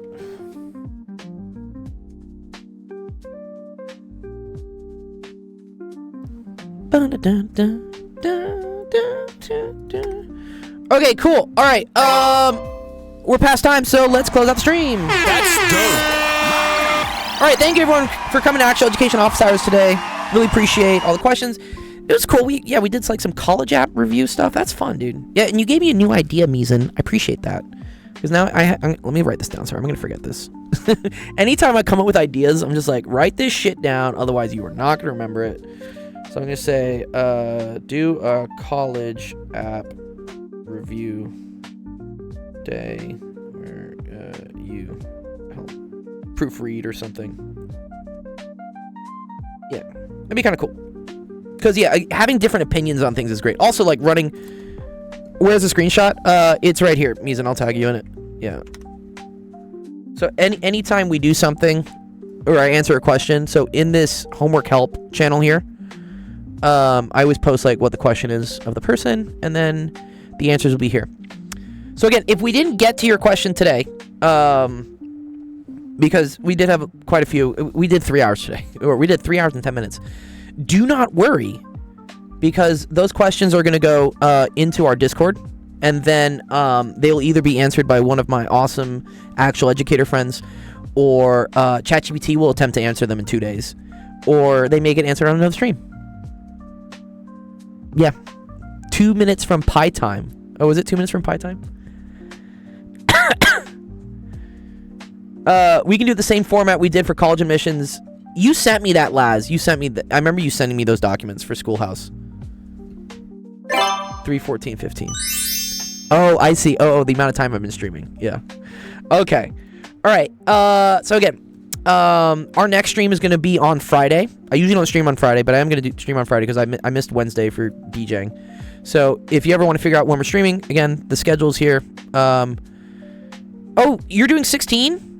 Ooh, nice. Wait, Zach, are we going to play 16 on Friday? Oh, I'm super hyped for this. Oh, fuck, yeah. Okay. Yeah, actually, come by Zach's stream Friday. I would love to play. 16 is so much fun. I got in the final 3 last time. I just like totally botched the wagering one. Surprise, motherfucker. Okay, yeah, please come by tomorrow for Zach's stream. I'm definitely coming by for that. It's gonna be super fun. Okay, cool. If you're watching us on Twitch, which I highly recommend you do, it's the best platform. We're gonna go raid somebody. So let's go raid. Who's on? Still, who's doing stuff? Starting math time. This looks great. This person's doing math. Let's go raid them. Cool. All right. Enjoy the rest of your Thursday. We'll see you on Friday. Peace.